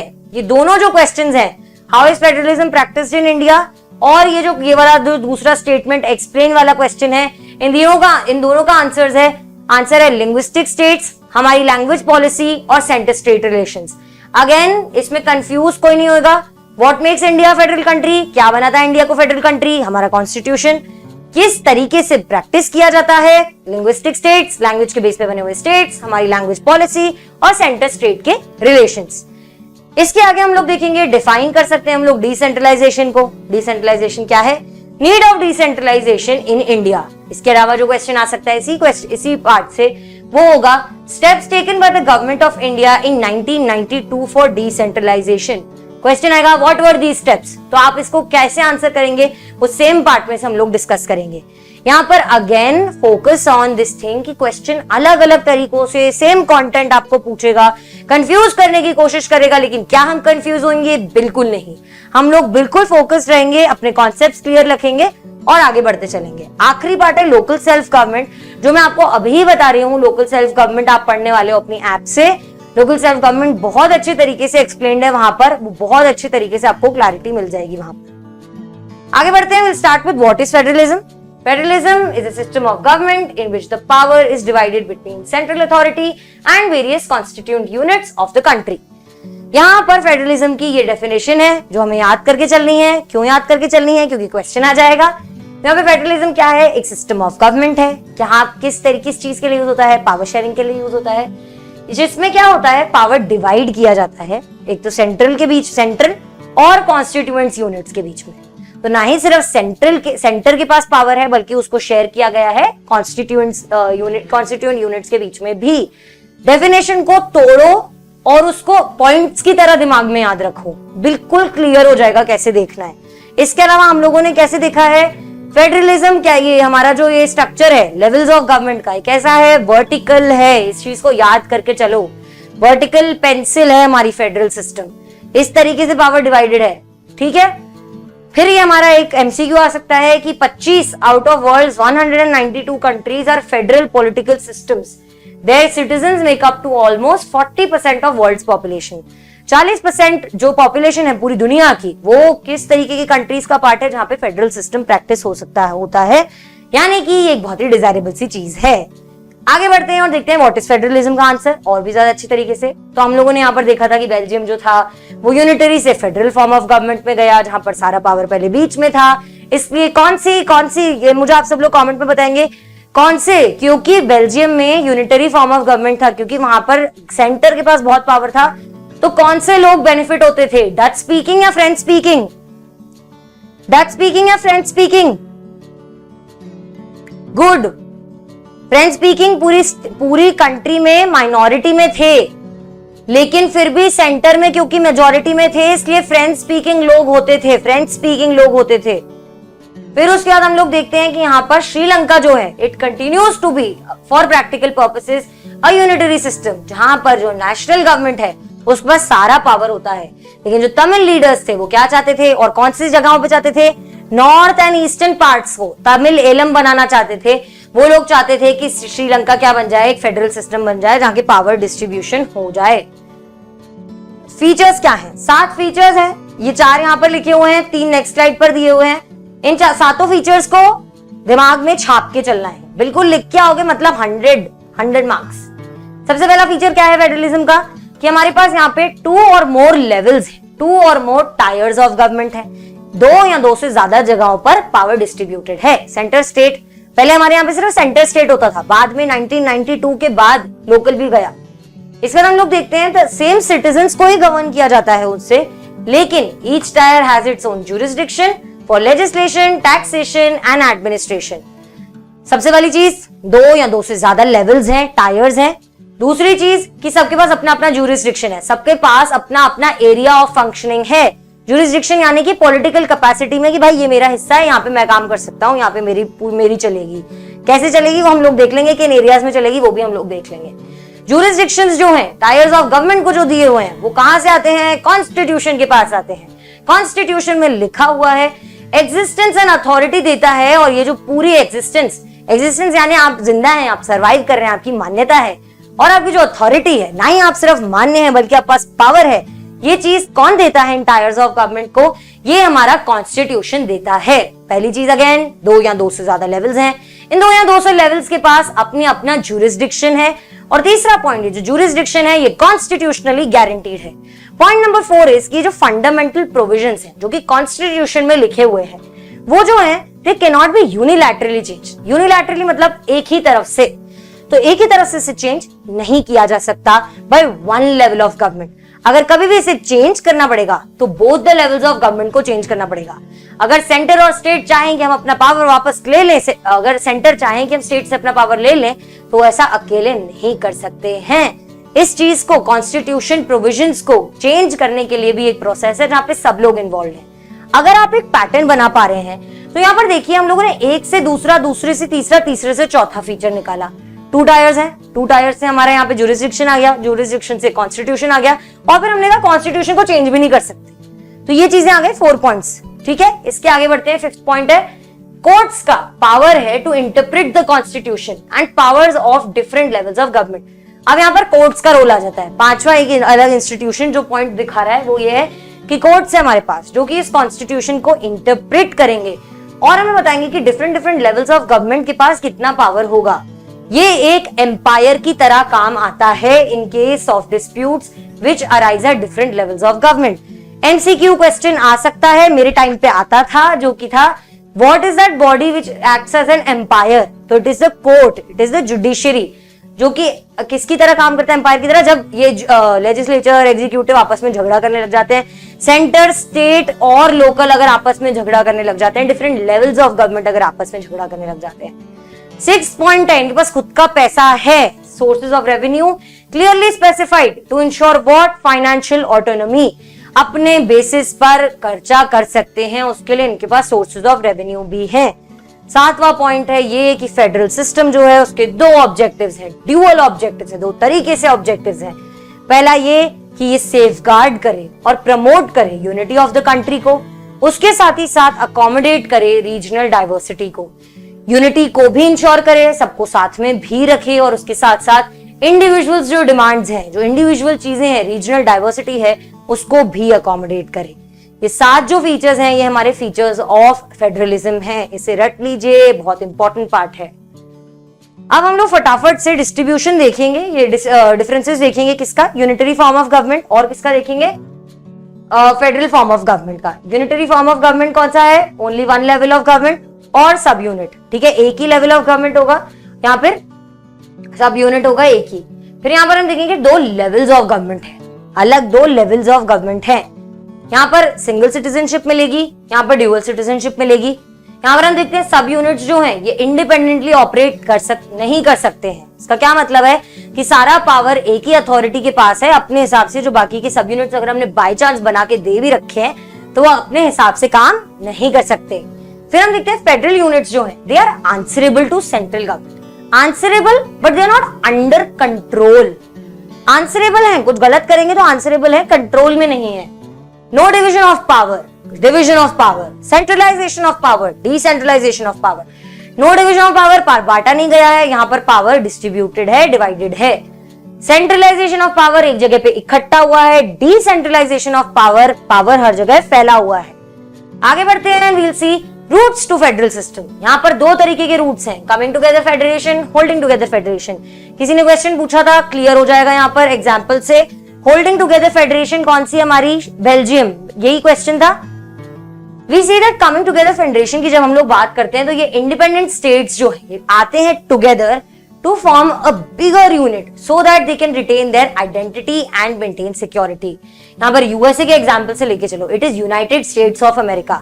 बहुत सारे यूनिट्स थे अलग अलग, उन सब ने सोचा आ जाओ इकट्ठे साथ में जीवन जीते हैं, क्योंकि हमारे पास क्या होगा, आइडेंटिटी भी मेंटेन रहेगी और उसके साथ साथ सिक्योरिटी भी मेंटेन रहेगी। तो यहाँ पर इंडिपेंडेंट स्टेट्स हैं, एक वो समझ लीजिए एक इस तरीके का ना झूला है, उसमें से सारी चीजें बाहर निकल के जा रही हैं, लेकिन ये सब आपस में साथ में आ रहे हैं चल के कि भाई हम सब इकट्ठे रहेंगे, ये कमिंग टुगेदर है। होल्डिंग टुगेदर क्या है कि उससे ना बांधा जा रहा है, कोई बीच में बेचारा खड़ा है जो कि सारे झूले के अलग अलग कोनों को बांध रहा है कि भाई अब प्लीज आ जाओ ना, मिलके इकट्ठा जीवन जिएंगे, अच्छे से काम करेंगे। होल्डिंग टुगेदर जो है वो है one large country divides it's power among the constituent states and national government. यहाँ पर क्या होता है कि एक जो है हमारा पावर, एक लार्ज कंट्री जैसे इंडिया है, यहाँ पर हमको पता है सरदार वल्लभ भाई पटेल ने, जवाहरलाल नेहरू जी ने, इन सब लोगों ने मिलाया था, एक के पास जाकर नेगोशिएशंस किए थे कि सब लोग मिलकर एक कंट्री बन जाए। यहाँ पर होल्ड टुगेदर किया जा रहा है। उसके साथ हम लोग देखते हैं डिविजन ऑफ पावर है, पावर को डिवाइड किया गया है विद इट्स सब यूनिट्स। इसमें हम लोगों ने एग्जांपल्स देख लिए, यूएसए, स्विट्जरलैंड और Australia. MCQ example, India, Spain, Belgium. MCQ, Belgium is a holding together kind of federation. Constituent states have equal power and are strong, सब लोगों के पास इकट्ठे पावर, इक्वल पावर है। यहाँ पर constituent units have unequal power, हो सकता है सेंटर के पास कुछ ज्यादा पावर्स हो, उतने पावर स्टेट के पास ना हो। फिर हम देखते हैं कॉन्स्टिट्यूएंट स्टेट्स जो होते हैं वो मोर पावरफुल होते हैं देन द फेडरल गवर्नमेंट, जो सेंटर की गवर्नमेंट है उससे ज्यादा पावरफुल होते हैं जो बाकी के सब्सिक्वेंट यूनिट्स होते हैं। लेकिन होल्डिंग टुगेदर टाइप में हम लोग देखते हैं कि central government is powerful than the states, जो कि हमारी कंट्री में भी है टू अ सर्टेन एक्सटेंट। फिर हम लोग देखते हैं no special powers are given to the constituent states. यहाँ पर क्या होता है, कॉन्स्टिट्यूएंट स्टेट्स जो होते हैं उनके पास कोई स्पेशल पावर्स नहीं होते, लेकिन यहाँ पर हो सकता है टू अकोमोडेट डाइवर्सिटी कुछ लोगों को स्पेशल पावर्स देखने को मिले। होल्डिंग टुगेदर, कमिंग टुगेदर, नहीं सॉरी यहाँ पर क्या है, coming together, coming together, holding together. Coming together मतलब सब इकट्ठे साथ में आ रहे हैं, और होल्डिंग टुगेदर यानी कि वो सारे लोगों को इकट्ठा बुलाया जा रहा है। For somebody wants to repeat, if we have time in the end we'll repeat it, otherwise आप प्लीज रेफर कीजिए, we have everything on the app very beautifully explained। इसके बाद हम लोग देखते हैं कि फेडरलिज्म की अगर कोई श्रीलंका के बारे में पूछे तो it is not a federal form of government, वहां पे होल्डिंग टुगेदर और कमिंग टुगेदर का कॉन्सेप्ट ही नहीं आता है। यहाँ पे हम लोग देखते हैं फेडरलिज्म के बारे में। आइडियल फेडरल सिस्टम की अगर हम बात करें तो उसमें क्या होना चाहिए, म्यूचुअल ट्रस्ट होना चाहिए, सब लोग आपस में एक दूसरे पर विश्वास और भरोसा करें, और एग्रीमेंट टू लिव टुगेदर, और सब चाहते हैं कि हम सब साथ में रहें, ना ही सिर्फ ये विश्वास हो बल्कि हमें साथ रहने की इच्छा भी हो। फिर हम लोग देखते हैं government at different levels should agree that there are some rules of power sharing. अलग अलग लेवल्स पे सब लोग, इंडिया वो है बेटा holding together kind of federation है। फिर हम लोग देखते हैं डिफरेंट लेवल्स जो होते हैं वहां पर अग्री करना चाहिए कि अलग अलग टाइप के रूल्स ऑफ पावर शेयरिंग होंगे। सेंटर को भी पता होना चाहिए, स्टेट को भी पता होना चाहिए, सबको पता होना चाहिए, और सब अग्री करने चाहिए कि चलो हम आपस में पावर को डिवाइड करके चलेंगे। They should also trust that each would abide to by their part of agreement। यानी कि ऐसा नहीं कि स्टेट सारा टाइम वो चले उसमें कि पता नहीं है यार, मतलब कैसे इनका ना, ये तो हम, मुझे लगता है हमारा पावर ले जाएंगे, अब हम कैसे काम करेंगे। ये ट्रस्ट भी होना चाहिए आपस में, ये है एक आइडियल फेडरल सिस्टम। फिर हम लोग आता है what makes India federal country. फिर वो जो दूसरा क्वेश्चन था, constitution of India calls India a union of states, then how is it federal. ये भी एक क्वेश्चन आ सकता है, देख लो कि हमारा यूनियन ऑफ स्टेट्स बोला जाता है कॉन्स्टिट्यूशन को, तो उसको हम लोग फेडरल कंट्री क्यों बोलते हैं। इसका यही आंसर है जो कि मैं आपको बता चुकी हूं। क्या आंसर है, what makes India federal country. 1 2 3 right quickly. Constitution, yes the constitution makes India a federal country. ठीक है, यहाँ पर हम लोग पढ़ेंगे कॉन्स्टिट्यूशन जो है ओरिजिनली हम लोगों को यहाँ पर देखने को मिलता था कि 2 टायर्स ऑफ गवर्नमेंट है, लेकिन फिर 3rd tier of federalism was ये introduced. Yes somebody said 3 list in constitution, no not linguistic states, confuse मत होइए, यहाँ पर कॉन्स्टिट्यूशन की बात कर रहे हैं। व्हाट मेक्स क्या बनाता है, कॉन्स्टिट्यूशन बनाता है। कैसे प्रैक्टिस होता है वो उसका पार्ट है, अर्चित वो उसका पार्ट है। A third tier of federalism added as panchayat and municipalities. इस बार हम लोग देखते हैं डिफरेंट टायर्स जो गवर्नमेंट के हैं वहां पर सेपरेट ज्यूरिसडिक्शन है, सबके पास अपना काम करने का जो एरिया है वो अलग अलग है। सबसे पहला पॉइंट यहाँ पर क्या आएगा, the constitution has a three-fold distribution of legislative powers, law making powers between the union government and state government. दोनों के पास अपना अपना थ्री-फोल्ड डिस्ट्रीब्यूशन ऑफ पावर है, सबके पास अपना अपना राइट और वो प्लेस है, सब अपने हिसाब से काम कर सकते हैं। फिर हम लोग देखते हैं यहाँ पर यूनियन लिस्ट क्या है, स्टेट लिस्ट क्या है और कॉन्करेंट लिस्ट क्या है। तो किसी ने जिसने कहा था 3 list in constitution is the absolute accurate crystal clear answer, जो कि बनाता है इंडिया को एक federal country. What makes India federal country, the constitution. Constitution का 3-फोल्ड अरेंजमेंट जो कि है 3 लिस्ट जो कि प्रेजेंट है हमारी कंट्री में। First is union list. Union list क्यों जरूरी है, यूनिफॉर्म पॉलिसी चलनी चाहिए थ्रू आउट द कंट्री, ठीक है, हर जगह सेम पॉलिसी, यूनिफॉर्म पॉलिसी लगनी चाहिए। सब्जेक्ट्स ऑफ नेशनल इंपॉर्टेंस जैसे कि डिफेंस, बैंकिंग हो गया, करेंसी हो गया, इसके बाद हम फॉरेन अफेयर्स की बात करें, इसके साथ साथ कम्युनिकेशन, ये सारी चीजें जो हैं ये हैं of national importance. Central government के पास सारा पावर होता है इन सब्जेक्ट्स पर लॉज बनाने का। इसको रट ले, फोटो खींच लें, दिमाग में छाप लें, पिक्चर दिमाग में लेनी है तो आप इस चीज को याद रखो कि ये कौन सी जगहें हैं जहां पर इस तरीके का यूनियन लिस्ट में आती हैं, जो सब्जेक्ट्स आते हैं यूनियन लिस्ट में। Then state list. State list में क्या है, स्टेट गवर्नमेंट है, स्टेट और लोकल इंपॉर्टेंस के काम, इंपॉर्टेंस वाले सब्जेक्ट्स होंगे यहाँ पर। कौन से होंगे, पुलिस, ट्रेड, एग्रीकल्चर, इरिगेशन। आप इसको ऐसे याद रखिए, पुलिस हर स्टेट की अपनी होती है, राजस्थान पुलिस, दिल्ली पुलिस, सबका अपना अपना है, अलग अलग पुलिस का अपना होता है। ट्रेड कैसे होगा, एग्रीकल्चर कैसे होगा, इरिगेशन क्या होगा, ये सारे किसके, स्टेट लिस्ट के काम है। फिर है कॉन्करेंट लिस्ट, वो है जो कॉमन इंटरेस्ट की चीजें, यहाँ पे दोनों सेंटर और स्टेट दोनों के पास अथॉरिटी होती है, ठीक है। उसके बाद both centre and state government jointly make the laws here. कहाँ पे, कॉन्करेंट लिस्ट। अब बाकी तो क्या है, लोगों को समझ में आ जाता है, लेकिन यहां पर ये चीज लोग जनरली भूल जाते हैं, ठीक है। यहां पर आप देखिए कि कौन सी चीजें हैं, फॉरेस्ट, ट्रेड, मैरिज, अडॉप्शन और उसके बाद सक्सेशन। ये जो सारी चीजें हैं ये किसके अंडर आती हैं, कॉन्करेंट लिस्ट के अंडर आती हैं। कॉन्करेंट लिस्ट वो लिस्ट है जहां पर दोनों सेंटर और स्टेट साथ में मिलकर काम कर सकते हैं, ठीक है। इसके बाद हम लोग आते हैं और देखते हैं रेसिड्यूरी पावर्स क्या होते हैं। अगेन एमसीक्यू क्वेश्चन है। एटॉमिक एनर्जी जो है वो एक ऐसी चीज है जो कि एनर्जी रिसोर्सेज पे बेस्ड है। अगर आप एटॉमिक एनर्जी को डिफेंस के पर्पसेस की बात कर रहे हैं तो वो यूनियन लिस्ट का पार्ट है, सेंटर उसके ऊपर काम करेगी। इसके अलावा coming together, holding together, please नहीं समझ में आया, I will try to take care of this. Trade दोनों के अंडर आता है, कॉन्करेंट लिस्ट के अंडर भी आता है और उसके साथ साथ स्टेट लिस्ट के अंडर भी आता है। यानी कि अगर पूरे ट्रेड की बात हो रही है पूरी कंट्री के तो वहां पर वो भी बना सकता है, और अगर सिर्फ स्टेट रिलेटेड ट्रेड की बात हो रही है तो वहां पर सिर्फ स्टेट गवर्नमेंट भी बना सकती है लॉस, ठीक है। यहाँ पे रेसिड्यूरी पावर्स क्या होते हैं, इंपॉर्टेंट क्वेश्चन, प्लीज ध्यान से सुन लो। रेसिड्यूरी पावर्स वो होते हैं, रेसिड्यूरी पावर्स वो पावर्स होते हैं जो कि उस टाइम पर ऐसे पावर्स होते थे जो कि शायद उस टाइम पर इंपॉर्टेंस के नहीं थे, रेलेवेंट नहीं थे, तो भी वो पावर्स का एक प्रोविजन दिया गया है। ये तो हो गए जो कि उस टाइम पर रेलेवेंट थे। अब कुछ ऐसे पावर्स होते हैं जैसे कि IT, hardware, software, information technology, ये वो सारी चीजें जो कि शायद उस टाइम पर जब हमारा कॉन्स्टिट्यूशन बन रहा था तब रेलेवेंट नहीं थे। उस टाइम पर साइबर सिक्योरिटी जैसा इशू नहीं था, सोशल मीडिया पे कोई हरासमेंट नहीं हो रहा था, तो वो सारी चीजें अब रेलेवेंट हो गई हैं with the increase in technology. अब ये जो रेसिड्यूरी पावर्स जो कि जिन पर लॉज ना बनाए गए हैं, लेकिन ऐसा भी नहीं है कि उन पर लॉज नहीं बनाए जा सकते हैं, वो पावर्स दिए गए हैं हमारे कॉन्स्टिट्यूशन के द्वारा to the union government, the parliament, the central government. ये लेजिस्लेट मतलब लॉज बना सकती है किसके ऊपर, रेसिड्यूरी सब्जेक्ट्स के ऊपर, वो सब्जेक्ट्स जो कि मेंशन नहीं है। ट्रेड कॉन्करेंट और यूनियन, ट्रेड यूनियन में तो बिल्कुल नहीं है, कॉन्करेंट या फिर स्टेट का पार्ट हो सकता है।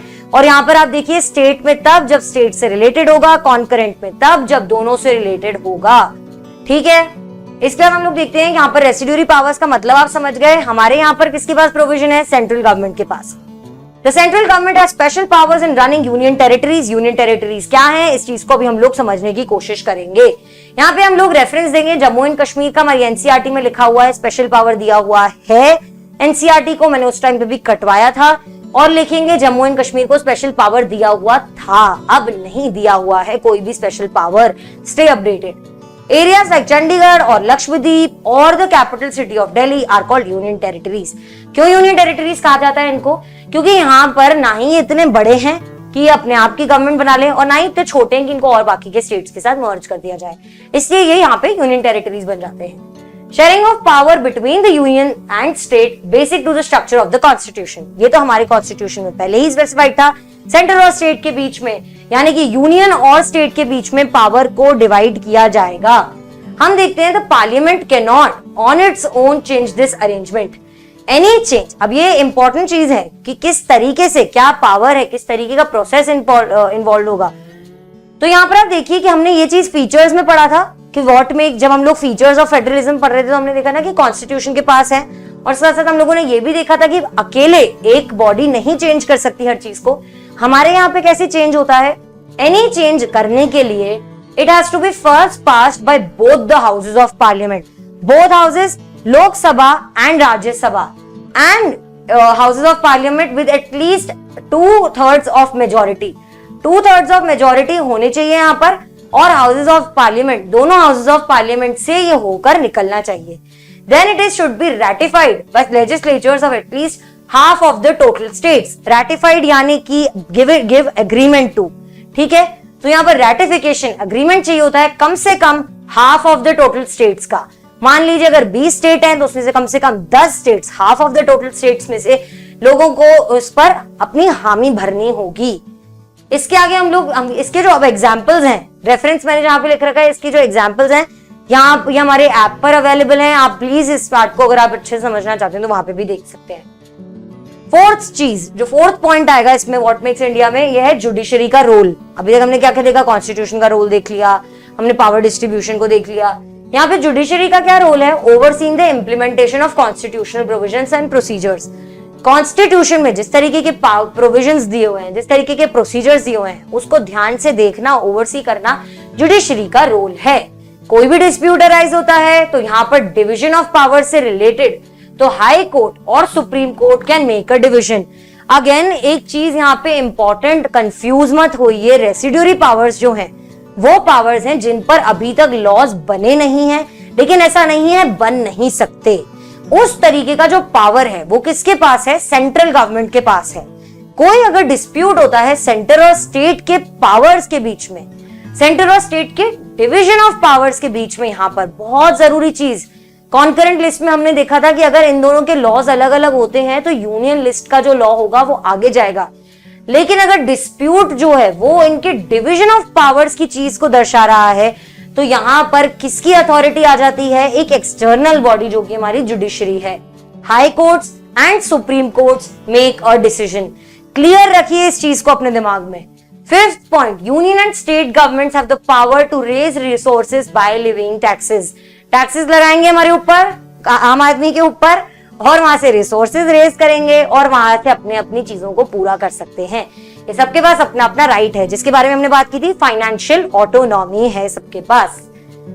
अब ये है नेक्स्ट पार्ट, यहां पर खत्म हो जाता है what makes India federal country. फिर कंफ्यूज ना होए, what makes India federal country, constitution. Constitution makes India federal country.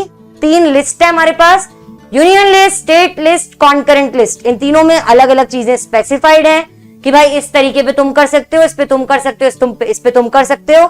इसके साथ हमें पता है कि हमारे पास क्या है, कॉन्स्टिट्यूशन के अलावा जुडिशरी है जो कि अपना रोल ठीक तरीके से जानती है।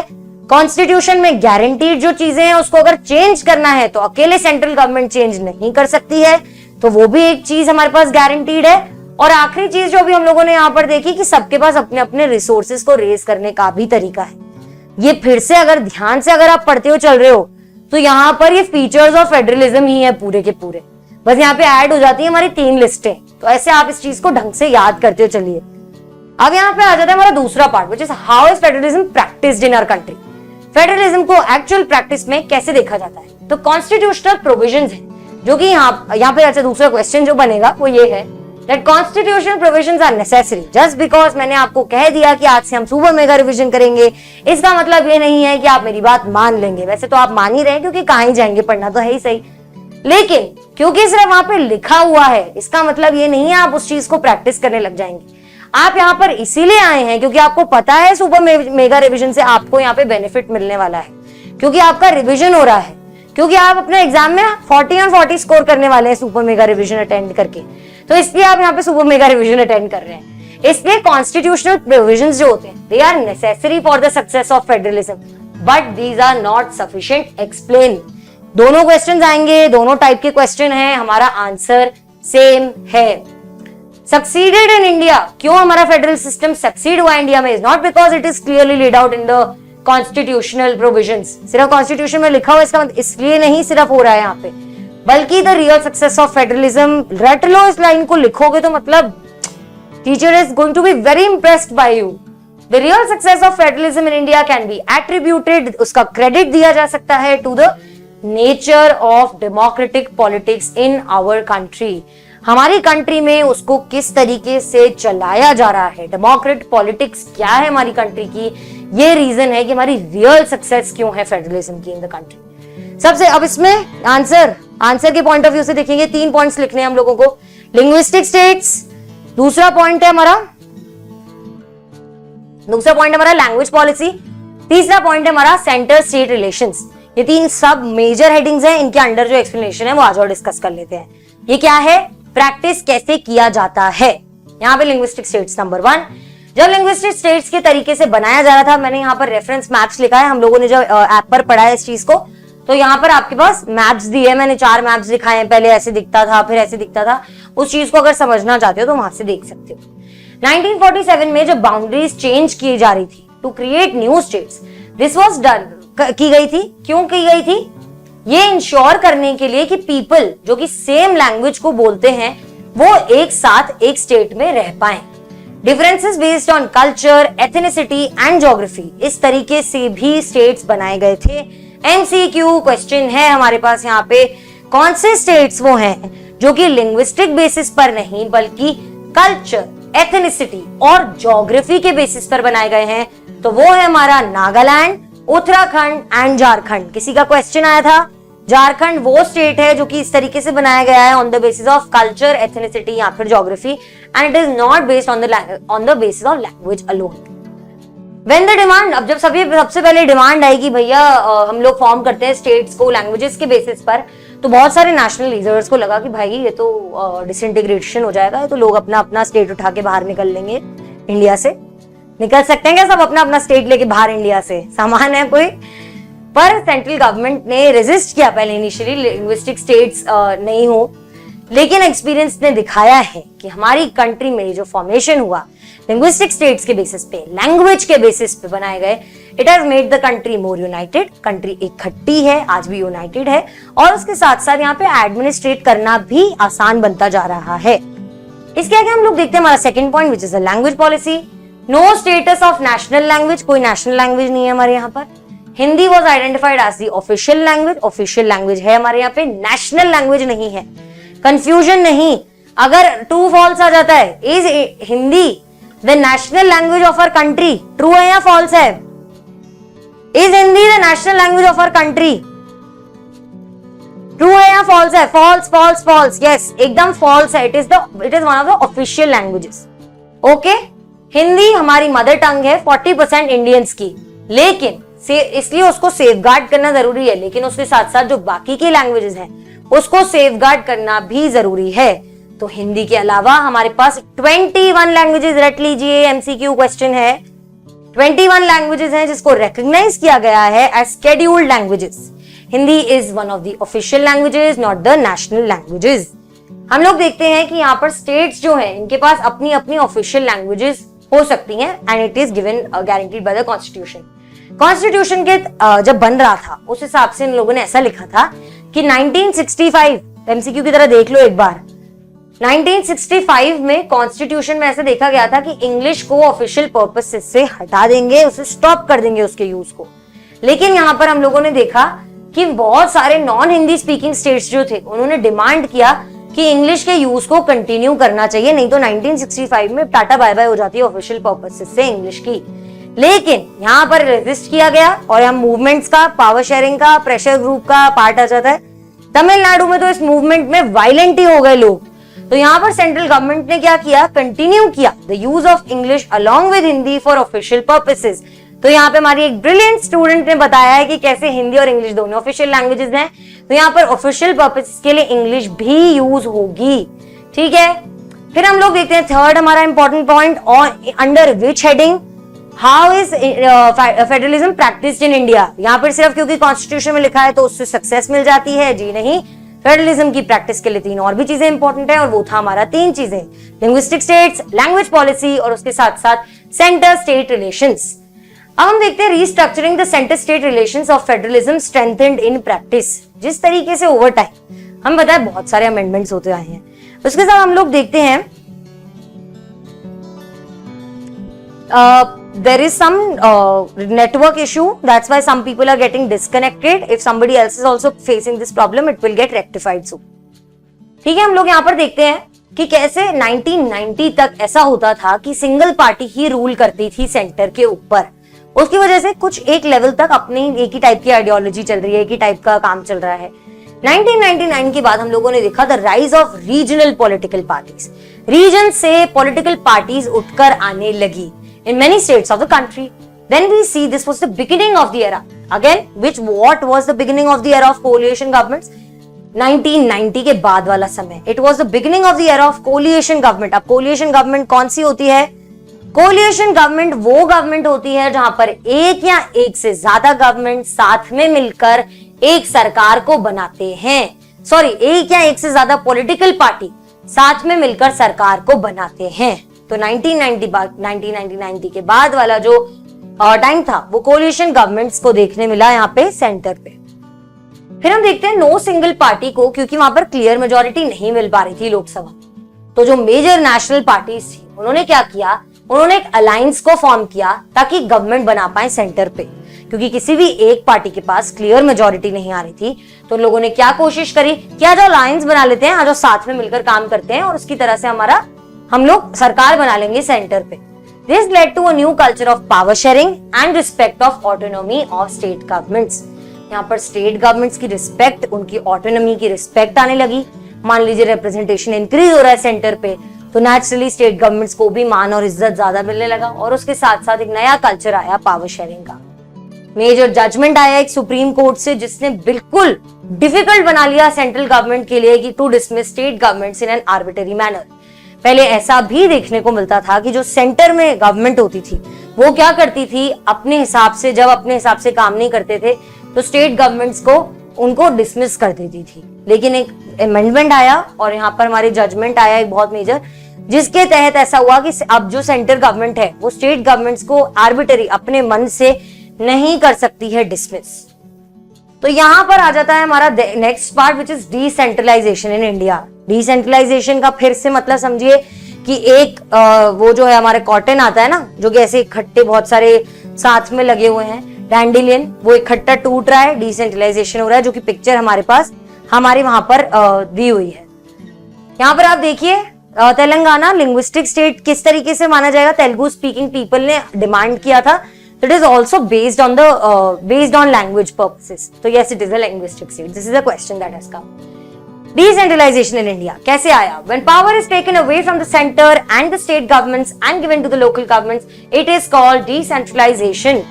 सेंटर गवर्नमेंट से लेकर स्टेट को या फिर लोकल गवर्नमेंट को, उसके नीचे वाले पार्ट्स को भी अगर पावर डिस्ट्रीब्यूट कर दिया जाता है तो वो बन जाता है डिसेंट्रलाइजेशन।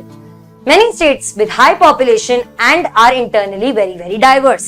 बहुत सारे स्टेट्स की अलग बहुत सारी पॉपुलेशन होती है, महाराष्ट्र ले लो, राजस्थान ले लो, यूपी ले लो, बहुत पॉपुलेशन है यहाँ पर, और उसके अलावा अंदर से भी बहुत ज्यादा डाइवर्स पॉपुलेशंस हैं। तो यहाँ पर एक स्टेट लेवल पे बैठा हुआ इंसान शायद नहीं ठीक से उसे कंट्रोल कर पाए, और उसके साथ ही साथ हम लोग देखते हैं कि सेंटर भी वहां पर बैठकर कितने लोगों की डिमांड्स को समझ पाएगी। उसके अलावा एक एस्टैब्लिश फैक्ट है कि इंडिया एक बहुत ही डाइवर्स कंट्री है। हम लोग देखते हैं कि डिसेंट्रलाइजेशन के पीछे जो बेसिक आइडिया है वो क्या है, large number of problems and issues are best settled at the local level. ये पॉइंट्स के फॉर्म में दिया हुआ है। अगर आपको डिसेंट्रलाइजेशन का पर्पस समझाना है, डिसेंट्रलाइजेशन की इंपॉर्टेंस समझानी है, तो आप ऐसे समझा सकते हो। डिसेंट्रलाइजेशन के पीछे बेसिक आइडिया क्या है कि लार्ज नंबर ऑफ प्रॉब्लम्स जो होती हैं वो बेस्ट तरीके से सॉल्व करी जा सकती हैं लोकल लेवल पर। अगर आपको रबर पेंसिल वाली प्रॉब्लम्स हैं, तो अगर आप उसमें अपने परदादा जी को, दादी जी को, इन सबको मिलाकर गए, आ जाओ मिल बांट के प्रॉब्लम सॉल्व करते हैं, बहुत बड़ी रबर पेंसिल प्रॉब्लम हो गई है, तो नेचुरली ये दादा दादी जी तक ले जाने वाली प्रॉब्लम नहीं है। तो इसलिए हम लोग देखते हैं लोकल लेवल पर अगर भाई बहन आपस में मिल बांट के इस चीज को ठीक से सॉर्ट कर ले तो वो चीज अच्छे से हो जाएगी, बेसिक लोकल लेवल पर ही सॉल्व हो जाएगी। People have better knowledge of problems in their localities. Rubber pencil की प्रॉब्लम कितनी मेजर है ये तो आपको ही पता होगा ना। इसको अगर थोड़े पॉलिटिकल टर्म्स में समझने की कोशिश करें तो यहाँ पर आप मुझे बताइए, अगर मैं एक नेता हूँ एक जगह की और वहां पे एक नाला है जो कि बहुत बदबू करता है, जहाँ पर बहुत सारा कचरा डंप किया जाता है, तो लोकल लोकेलिटीज के पास जो लोकल लोग होते हैं उनके पास बेटर नॉलेज है। मैं भी उसी रास्ते से गुजरती हूँ, तो मुझे पता है वहां पर कितनी प्रॉब्लम आती है ना, उस चीज को कितनी प्रॉब्लम्स फेस कर रहे हैं हम लोग सब कलेक्टिवली। डेंगू के मच्छर भी बढ़ रहे हैं, तो ये हमारे पास बेटर नॉलेज होगी, इसमें हम बेस्ट तरीके से सॉल्व कर लेंगे खुद ही लोकल लेवल पर। फिर हम देखते हैं better ideas on how to spend money and manage things more efficiently. अगर हमारे पास एक ही चीज सॉल्व कराने का पैसा है, या तो हम खड्डा जुड़वा सकते हैं, खड्डा ठीक करवा सकते हैं, या वहां से कचरा उठवा सकते हैं, तो I think we will prefer कचरा उठाना। तो हम लोगों को पता है हमारे पैसे किस तरीके से खर्च करने हैं, इसकी नॉलेज हमारे पास ज्यादा होगी लोकल लेवल पर। लोकल लेवल पर it is possible for people to directly participate in decision making. अपने वार्ड पार्षद के घर पे जाइए, बहुत प्रॉब्लम आ रही है, यहाँ पर कचरा कब से फैला हुआ है, प्लीज ठीक करवा दीजिए। आसानी से लोग पार्टिसिपेट कर रहे हैं डेमोक्रेसी में, डिसीजन मेकिंग में। फिर हम देखते हैं पांचवी चीज, it inculcates a habit of democratic participation. लोगों के अंदर भी ये इनिशिएटिव आ जाता है कि अरे यार वार्ड पार्षद के पास चले जाते हैं, इतनी टाइम से हेडलाइट्स की प्रॉब्लम है, इतनी सारी खड्डों की प्रॉब्लम्स हैं, कचरे की प्रॉब्लम है, ये सारी प्रॉब्लम्स को अगर हम लोग सॉल्व करवाना चाहते हैं, चलो साथ में चल के करते हैं। डेमोक्रेटिक पार्टिसिपेशन है, गवर्नमेंट किसकी है, of the people, by the people, for the people. Local government is the best way to realize one important principle of democracy which is local self government. Local governments जो बनाई जाती हैं, इसको concept को समझिए। Local governments is the best way to realize कि local government, self government, अपनी खुद की गवर्नमेंट बनाने का जो तरीका है, is the best way to realize it. ठीक है, यहाँ पर हमारा लोकल गवर्नमेंट का पार्ट स्टार्ट हो जाएगा। अभी तक हम लोगों ने डिसेंट्रलाइजेशन पढ़ा है, हमने क्या क्या पढ़ लिया, फेडरलिज्म क्या होता है, फीचर्स क्या क्या है फेडरलिज्म के। फिर हमने दो तरीके की चीजें पढ़ी, एक पढ़ा हमने यूनिटरी फॉर्म ऑफ गवर्नमेंट, एक पढ़ा हमने फेडरल फॉर्म ऑफ गवर्नमेंट। उसमें हम लोगों ने देखा coming together government, federal structure, holding together kind of federal structure, confuse मत होना इसमें। फिर हमने पढ़ा what makes India federal country, constitution और 3 लिस्टें बनाती हैं federal country. How is it practised, 3 तरीकों से, linguistic states, language policy, centre state relations. फिर हमने डिसेंट्रलाइजेशन के बारे में पढ़ लिया। डिसेंट्रलाइजेशन के हमने 5 पॉइंट्स भी पढ़ लिए। यहाँ पर हमने देख लिया कि ये इसके क्या क्या बेनिफिट्स होंगे लोकल लेवल पे, और इसके बाद हम लोग देखेंगे लोकल गवर्नमेंट को। अब ये एमसीक्यू है, कब आया हमारे पास डिसेंट्रलाइजेशन, 1992 में। तब तक ये थर्ड टायर ऑफ डेमोक्रेसी हमारे पास नहीं था। The Constitution was amended to make the third tier of democracy more powerful and effective. Constitutionally mandatory to hold regular elections to local government bodies. ना ही सिर्फ वो वहां पर प्लेस में हो, बल्कि वहां पर रेगुलरली इलेक्शंस भी हो। सीट्स रिजर्व की गई किसके लिए, उन बॉडीज के लिए, इलेक्टेड बॉडीज के लिए, and the executive heads, scheduled caste को, स्केड्यूल ट्राइब्स को, अदर बैकवर्ड क्लासेस को, इन सब को रिजर्वेशन मिला इस लेवल पे भी, ताकि सब लोग आके पार्टिसिपेट करें और उसके साथ साथ अपनी अपनी grievances, needs, decision making power को अच्छी तरीके से इन्फ्लुएंस कर पाए। At least 1/3 of all positions are reserve for women. 1/3 of the total जो रिजर्वेशंस हैं वो किसके लिए हैं, फॉर वुमेन। एक इंडिपेंडेंट इंस्टीट्यूट बनाया गया जो कि जिसे कहा गया स्टेट इलेक्शन कमीशन। सेंटर पे होती है सिर्फ इलेक्शन कमीशन, जो कि पूरे नेशनल इलेक्शंस में अपना ध्यान देती है। स्टेट के लेवल पे बनाई गई एक independent institution, state election commission, जो कि ईच स्टेट में पंचायत और म्युनिसिपल इलेक्शंस करवाती है। स्टेट गवर्नमेंट्स के पास रिक्वायर्ड ये चीज है कि अपने पावर्स को शेयर करें और रेवेन्यू को भी शेयर करें with the local government bodies. Sharing किस तरीके से होगा, कितना पैसा लोकल गवर्नमेंट्स के पास जाएगा, ये स्टेट टू स्टेट वेरी करता है। ये डिसेंट्रलाइजेशन के कुछ इंपॉर्टेंट पॉइंट्स थे जो अभी हम लोगों ने देखे। क्या कि कॉन्स्टिट्यूशन ने अमेंड होकर उसे मैंडेटरी बना दिया, कॉन्स्टिट्यूशनली मैंडेटरी बना कि रेगुलरली इलेक्शंस भी हों। उसके बाद हम लोग देखते हैं सीट्स रिजर्व की गई, 1/3 ऑफ सीट्स दी गई किसको, विमेन को, कहां पर, लोकल गवर्नमेंट के अंदर। इंडिपेंडेंट इंस्टीट्यूशन बनाया गया, स्टेट इलेक्शन कमीशन, जो कि सुपरवाइज करेगी, ध्यान रखेगी, और उसके साथ साथ रेवेन्यू शेयर करना और अपने पावर्स को शेयर करना मैंडेटरी बना दिया गया फॉर द स्टेट गवर्नमेंट। यहाँ पर हमारा पार्ट है लोकल सेल्फ गवर्नमेंट का। इसका आप लोग पढ़ेंगे अपनी ऐप से, ऐप पर पढ़ेंगे, बहुत अच्छे तरीके से एक्सप्लेन है इस चीज को। ऐप पर भी अवेलेबल है, हमारे यूट्यूब पर भी अवेलेबल है ये चीज, तो आप प्लीज उस चीज को वहां से पढ़िए। It is a very long topic and it requires time. तो वो अच्छे तरीके से अगर हम वहां पे पढ़ेंगे तो आपका कॉन्सेप्ट क्लैरिटी आएगी और उसमें से 100% क्वेश्चन आएगा, तो आप उस चीज को ठीक तरीके से समझ पाएंगे। अब ना मेरा बहुत दिल कर रहा है, किसी बेचारे ना 3-4 बार इंसान ने क्वेश्चन पूछ लिया है कि कमिंग टुगेदर और होल्डिंग टुगेदर समझ नहीं आ रहा है। तो ये जो 1-2 मिनट हमारे पास है, 1 सेकंड में टाइम देख लेती हूँ। हिस्ट्री हम लोग संडे को करते हैं, ठीक है। कमिंग टुगेदर होल्डिंग टुगेदर को समझो, मैं आपके सामने वो स्लाइड लगा देती हूँ जहां पर कमिंग टुगेदर और होल्डिंग टुगेदर का वो दिया हुआ है डिस्ट्रीब्यूशन।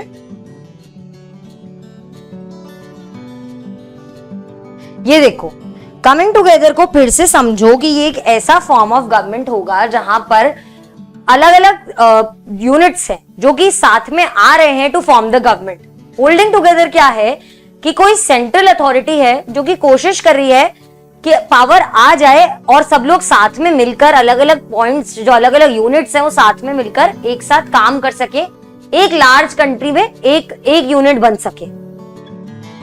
कमिंग टुगेदर क्या है, जहां पर जो सब्सिक्वेंट यूनिट्स हैं कोशिश कर रहे हैं कि हम लोग साथ में इनको जोड़ लें। होल्डिंग टुगेदर वो है जहां पे एक कोई सेंट्रल अथॉरिटी है जो सबको जोड़कर रख रही है साथ में, ठीक है।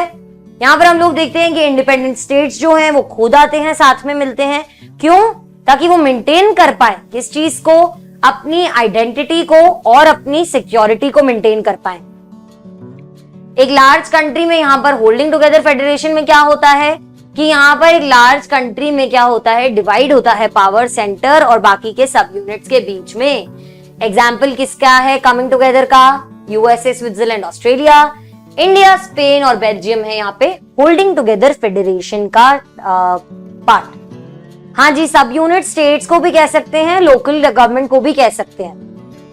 फिर कॉन्स्टिट्यूएंट स्टेट्स जो हैं, जो बाकी के सब यूनिट्स हैं, इनके पास इक्वल पावर है। इसको आप एग्जाम्पल से बिल्कुल समझते हो। चलो यूएसए का एग्जाम्पल लेकर चलो, तो यूएसए यूनाइटेड स्टेट्स के जितने भी कंट्रीज हैं उसके अंदर, जितने भी अपने सब यूनिट्स हैं उसके अंदर, वो सारे उनका इक्वल है पावर और वो स्ट्रॉन्ग भी हैं अपने लेवल पे। यहाँ पे जो कॉन्स्टिट्यूएंट यूनिट्स हैं हमारे यहाँ पर सेंटर और स्टेट के बीच में अगर पावर को देखें तो वो अलग है। सेंटर के पास इंपॉर्टेंट चीजें, जैसे मान लीजिए फॉरेन अफेयर्स हो गया, ट्रेड हो गया, ये अपना डिफेंस हो गया, बैंकिंग हो गया, करेंसी हो गया, ये सारी बड़े बड़े जो डिसीजंस हैं सेंटर के पास हैं ये चीजें, ठीक है।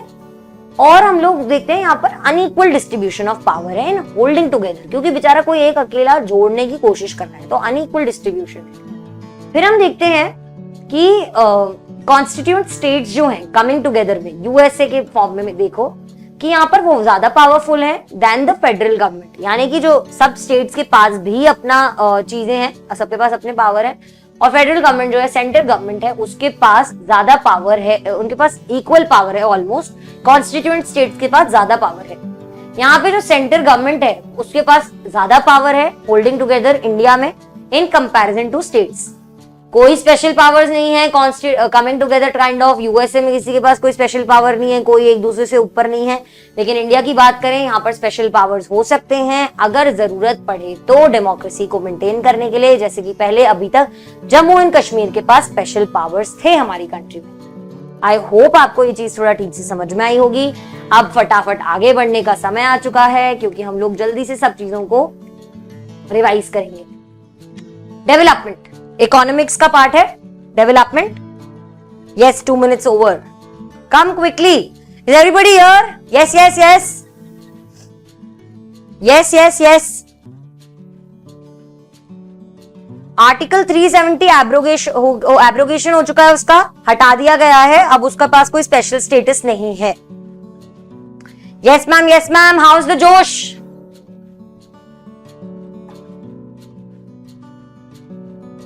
जल्दी। 370, आर्टिकल 370 क्लैप करेंगे हम अपने लिए, खुद के लिए। वेरी गुड, वी कम सो फार। आ जाओ। ये आर्टिकल वाली बात इंपॉर्टेंट नहीं है, ये प्लीज कंफ्यूज नहीं होगा कोई भी, ठीक है? ये क्वेश्चंस का पार्ट था इसलिए मैंने एड्रेस किया। आप में से किसी को इस चीज के बारे में कुछ भी ध्यान नहीं रखना है। अभी पेपर पे फोकस कर लेते हैं। 40 और 40 लेके आना है, आउट ऑफ सिलेबस बातें ना करें अभी जल्दी से।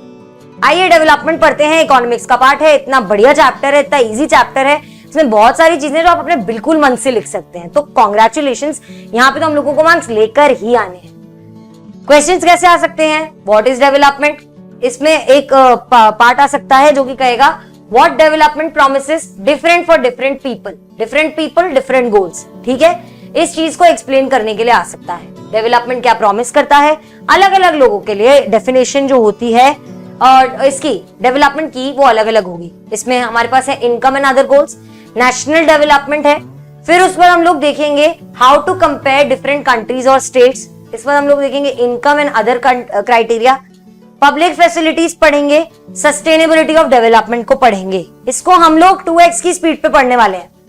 Describe any 3 developmental goals. अब ये जो क्वेश्चन है ये आ सकता है आपके पास, ठीक है? ये हम लोगों ने बहुत एक्सटेंसिवली डिस्कस किया है ऐप पर। मोर days of work, better wages, ये क्या डेवलपमेंट गोल्स हो सकते हैं एक लैंडलेस रूरल फार्मर के? इसका आंसर क्या होगा? More days of work, better wages, social and economic equality मिल जाए यहाँ पर, लो प्राइस पर फूड ग्रेन्स मिल जाए, एजुकेशन फैसिलिटीज मिल जाए बच्चों के लिए। ये एक लैंडलेस रूरल फार्मर के गोल्स हो सकते हैं, डेवलपमेंट गोल्स हो सकते हैं।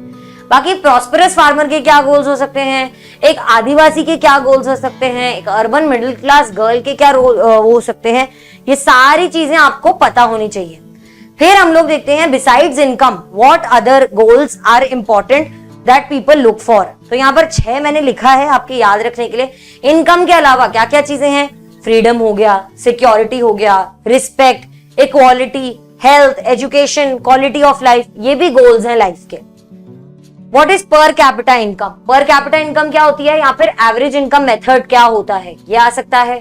ह्यूमन डेवलपमेंटल इंडेक्स क्या है? वर्ल्ड बैंक डेवलपमेंट रिपोर्ट क्या है? बीएमआई कैसे कैलकुलेट किया जाता है, इसका फॉर्मूला हमारे पास दिया हुआ है। Different states of different criteria of development, यहाँ पे हमारे केरला जो है वहां पे एजुकेशन को, हेल्थ को, इनको बहुत इंपॉर्टेंस दिया गया है। तो ये अलग अलग स्टेट्स का अलग अलग तरीका होगा मापने का development. Money in your pocket can not buy everything you need to live, explain, ये हम लोग एक्सप्लेन करेंगे आगे जाकर। इसके बाद लास्ट क्वेश्चन जो है what is sustainable development, give any 2 ways in which resources can be sustainably used। तो ना ही यहाँ पे आपको सिर्फ कॉन्सेप्ट बताना है बल्कि आप लोगों को अपने लेवल पर आंसर भी देना है कि कैसे सस्टेनेबल कर सकते हैं। तो आप रेन वाटर हार्वेस्टिंग का एग्जांपल दीजिए। हमने वाटर रिसोर्सेज में रेन वाटर हार्वेस्टिंग में पढ़ा था, कितना सारा पानी सेव हो रहा था, तो आप इसका एग्जांपल दे दीजिए बहुत सारा बढ़िया। सिंगल ड्राइविंग रूट्स का एग्जांपल दे सकते हैं। इसके अलावा आप देख सकते हैं कि सीएनजी यूज करें instead of petroleum, alternative sources पर ध्यान दें, आप सोलर एनर्जी पर ध्यान दें। ये सारी चीजें आप देखते हुए चलिए। इस बार ये 2 चीजें हमने उसमें पढ़ी हैं बॉक्सेस में, why ground water is over used और can there be development without over uses. ये दोनों चीजें भी हम लोग डिस्कस कर चुके हैं। इस चीज को आप ध्यान से लेकर चलिए, आप मतलब पढ़ेंगे अपने बुक में से।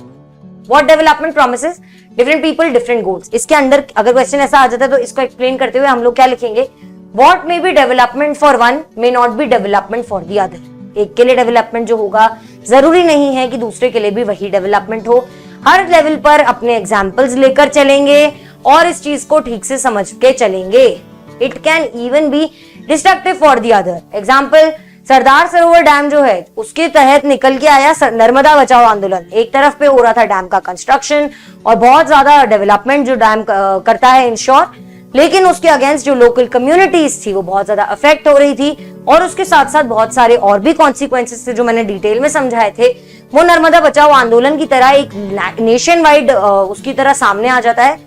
तो हम लोग देखते हैं कि डेवलपमेंट की जो डेफिनेशन है वो सबके लिए अलग तो हो ही सकती है, पर हो सकता है मेरी जो डेवलपमेंट की डेफिनेशन हो वो आपके लिए शायद डेवलपमेंट की डेफिनेशन ना हो, आपके लिए शायद डिस्ट्रक्टिव हो सकता है मैं कहूं मैं आज रात को 10 बजे तक पढ़ाऊंगी तो आपके लिए वो फीजिबल नहीं हो सकता, पर मेरे लिए शायद वो डेवलपमेंट हो।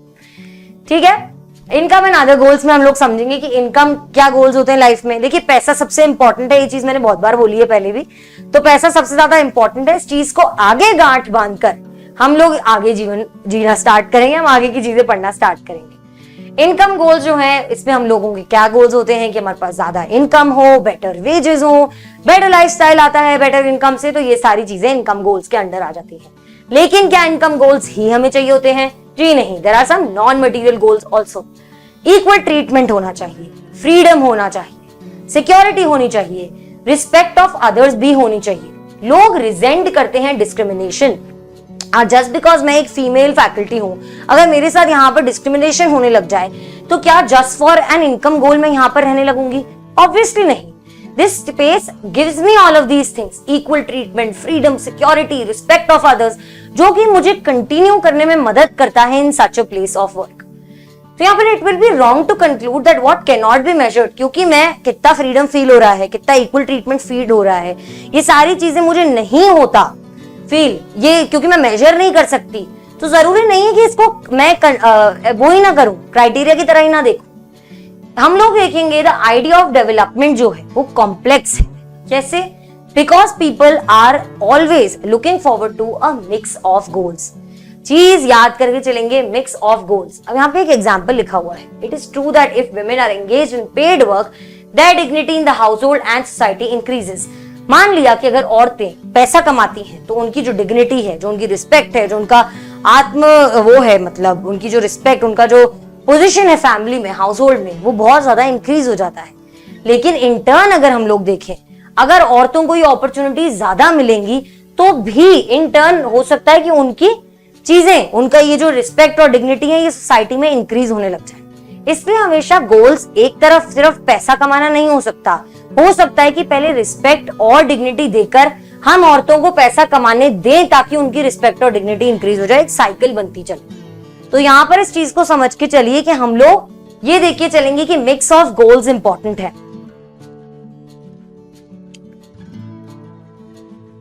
I will look at the questions later. Now we are rushing with this thing. National development क्या होता है कि नेशनल का जो नेशन का जो डेवलपमेंट होता है, एक पूरे कंट्री का जो डेवलपमेंट होता है, it runs parallel to individuals development. एक इंडिविजुअल का डेवलपमेंट के साथ साथ ही अगर मैं ग्रो करूंगी तो देश ग्रो करेगा, आप ग्रो करेंगे तो देश ग्रो करेगा। तो नेशन का डेवलपमेंट आपके डेवलपमेंट पर निर्भर है। अपने एसएससी में बहुत अच्छे मार्क्स लेकर आइए, सब कुछ आपके ऊपर ही निर्भर है। डिफरेंट पर्संस हैं जो कि could have different as well as conflicting notions of countries development as well. हो सकता है आप चाहें कि पबजी वापस आ जाए, लेकिन हो सकता है एज एन एजुकेटर मैं चाहूं कि जी नहीं ऐसा ना करें, क्योंकि हमारे बच्चे बहुत ज्यादा कंफ्यूज हो रहे हैं, डिस्ट्रैक्ट हो रहे हैं। प्लीज यहाँ पर जो जो चीजें बैन हो सकती है, बल्कि 2-4 और भी बैन कर दीजिए। कॉन्फ्लिक्टिंग भी हो सकते हैं डिफरेंट पर्संस और अलग भी हो सकते हैं। इसके आगे हम लोग बढ़ते हैं, देखते हैं इनकम मेथड को। अब पहले क्या किया जाता था, क्या होता था कि मान लीजिए हमारी कंट्री की इनकम है 2 लाख रुपए, आपकी कंट्री की 1 लाख रुपए, ओ हम जीत गए, हम फर्स्ट आ गए, हमारी कंट्री आपसे ज्यादा डेवलप कंट्री है। लेकिन ऐसा एक्चुअल लाइफ में नहीं होता। तो एक नया इनकम मेथड निकाला गया जिसको हम कहते हैं एवरेज इनकम मेथड, या फिर हम कहते हैं पर कैपिटा इनकम मेथड, जहां पर हम लोग क्या कंपेयर करते हैं कि टोटल इनकम कितनी है, 2 लाख रुपए, 1 लाख रुपए, और टोटल पॉपुलेशन कितनी है, 1000 लोग, 2000 लोग, जितने भी लोग हैं, उससे अगर हम इसको डिवाइड कर देते हैं तो हमें पता चल जाता है कि पर हेड इंसान के पास कितनी इनकम होगी, आपकी इनकम कितनी होगी और मेरी इनकम कितनी होगी। इसका एक एवरेज हमें इस एवरेज इनकम मेथड से निकाल पाने में हम लोग मदद, ये हेल्पफुल होगा। इसकी ना एक टेबल है जो कि हमारी इसमें दिया हुआ था। तो अब इसमें क्या दिखाया है कि कंट्री ए जो है यहाँ पर इस तरीके से इनकम डिस्ट्रीब्यूटेड है, इन दोनों का टोटल सेम आता है। तो यहाँ पर हम लोग देखते हैं 50,000 वैसे तो दोनों की इनकम है, लेकिन यहाँ पे कंट्री बी में 4 बेचारे लोग जो हैं वो सिर्फ 500 कमा रहे हैं और एक इंसान अकेला 48,000 कमा रहा है। तो क्या ये 50-50 हजार की जो इनकम है वो इक्वली डिस्ट्रीब्यूटेड है? जी नहीं। लेकिन हमारा एवरेज इनकम मेथड क्या करता है कि हम लोगों को इस चीज में मदद करता है कि टोटल इनकम और टोटल पॉपुलेशन में बता दे कि एटलीस्ट किसके पास लमसम वो है। अब इसी एग्जाम्पल को हम लोग दूसरे पर्सपेक्टिव से समझेंगे। कंडीशन क्या अप्लाई हो रही है यहाँ पे कि averages are useful for comparison. Compare तो कर सकते हैं, अच्छा तुम्हारी कंट्री में लोग इतना कमा लेते हैं और हमारी कंट्री में ऑन एवरेज इतने लोग इतना पैसा कमा लेते हैं, लेकिन दे हाइड डिस्पैरिटीज। ये एक एमसीक्यू क्वेश्चन भी है। इनकम मेथड का डिसएडवांटेज क्या है कि they are useful for comparison, लेकिन वो डिस्पेरिटीज को हाइड करते हैं। कैसे? That it does not tell the income how is it distributed among the people. और वो इस चीज को फिर से हम इस एग्जाम्पल से देखें तो आप देखिए कि यहाँ पर हम लोगों को दोनों का अगर एवरेज निकालेंगे तो 50,000 करके पता चल जाएगा, लेकिन हम लोग और फिर क्या लगेगा कि सबके पास वही सेम तरीके से 5 लोगों के पास 10-10 हजार की इनकम आती है, लेकिन ऐसा नहीं है इन कंट्री भी। तो यहाँ पर क्या हुआ, एवरेज इनकम मेथड ने क्या किया, डिस्पेरिटीज को हाइड कर दिया। यहाँ पर इन्होंने ये नहीं बताया कि इनकम डिस्ट्रीब्यूटेड किस तरीके से है, तो ये इसका फ्लॉ है। इसके बाद हम लोग देखते हैं कि वर्ल्ड डेवलपमेंट रिपोर्ट क्या है। वर्ल्ड डेवलपमेंट रिपोर्ट जो है इसने एक नया तरीका निकाला, world by the world bank, this criteria is used in classifying countries. अब ये लोग क्या करते हैं कि हम लोग कंट्रीज को क्लासिफाई करते हैं as developed, as under developed, as low income countries, ऐसे कर लेते हैं। 2017 के डेटा के हिसाब से रिच कंट्रीज जो हैं, अगर वो US डॉलर्स 12,056 कमाती हैं पर एनम, तो ये एक रिच कंट्री है। यानी कि अगर यहाँ पे ऑन एन एवरेज सब लोग US डॉलर्स 12,056 कमा रहे हैं तो वो एक एनुअली, तो ये एक रिच कंट्री बन जाती है, एक डेवलप कंट्री बन जाती है। यहाँ पर हम देखते हैं लो इनकम कंट्रीज जो होंगी, अगर वहां पे US डॉलर्स 955 लोग कमा रहे हैं on an average per annum, तो यहाँ पर ये एक लो इनकम कंट्री बन जाती है। This is a very important criteria. किसने दिया है? WDR, वर्ल्ड डेवलपमेंट रिपोर्ट के तहत यूज होता है ये क्राइटेरिया, जो कि क्या करता है, कंट्रीज को क्लासिफाई करता है। इसके अलावा हम लोगों ने एक टेबल देखी है जो कि मैं बताती हूँ, ये वाली हरियाणा, केरला, बिहार की। यहाँ पर 3 अलग अलग क्राइटेरियाज यूज हुए हैं, some other comparative data, infant mortality, literacy rate, net attendance ratio, जिनके जो डेफिनेशंस हैं वो यहाँ पर दिए हुए हैं। इनको बहुत डिटेल में हम लोगों ने एक्सप्लेन किया है, ऑन दी ऐप जाकर देख सकते हैं। इन्फेंट मोर्टेलिटी रेट और IMR जो है, it indicates the number of children that die before the age of 1 year as a proportion of 1,000 live children born in that particular year. Break the definition, remember the definition. क्या करना है इसमें हमको? यहाँ पे IMR क्या दिखाता है, कितने बच्चे मरे हैं, मोर्टेलिटी यानी कि डेथ होता है, कितने बच्चों की डेथ हुई है बिफोर द एज ऑफ 1, 1 साल की उम्र से कम में कितने बच्चों की डेथ हुई है पर 1,000 बच्चों के साथ, पर 1,000 लाइव बर्ड्स के कंपैरिजन में। अगर 1000 बच्चे पैदा हुए हैं एक पर्टिकुलर ईयर में, उसके अगेंस्ट कितने बच्चों की डेथ हुई है 1 साल की उम्र से कम में। इन्फेंट छोटे, बहुत छोटे, 1 साल से छोटे बच्चे, मोर्टेलिटी डेथ को दिखा रहा है, रेट यानी कि यहाँ पर कैलकुलेशन हो रहा है।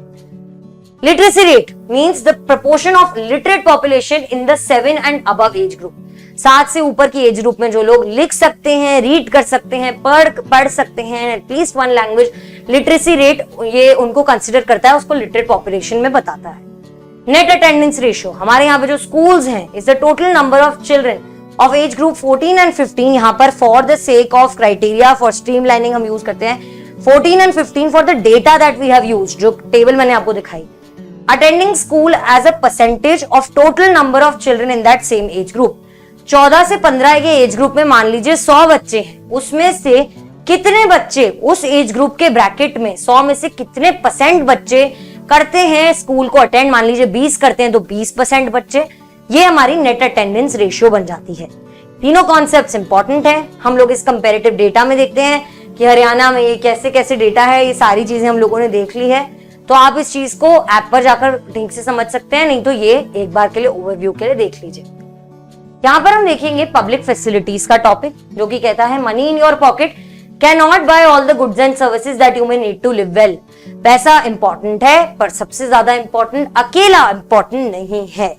हम लोग इसके आगे देखते हैं कि वो गुड्स और सर्विसेज हमें दिला सकता है, लेकिन it can not buy everything that we need to live well. अच्छी जिंदगी जीना इंश्योर नहीं कर सकता सिर्फ पैसा।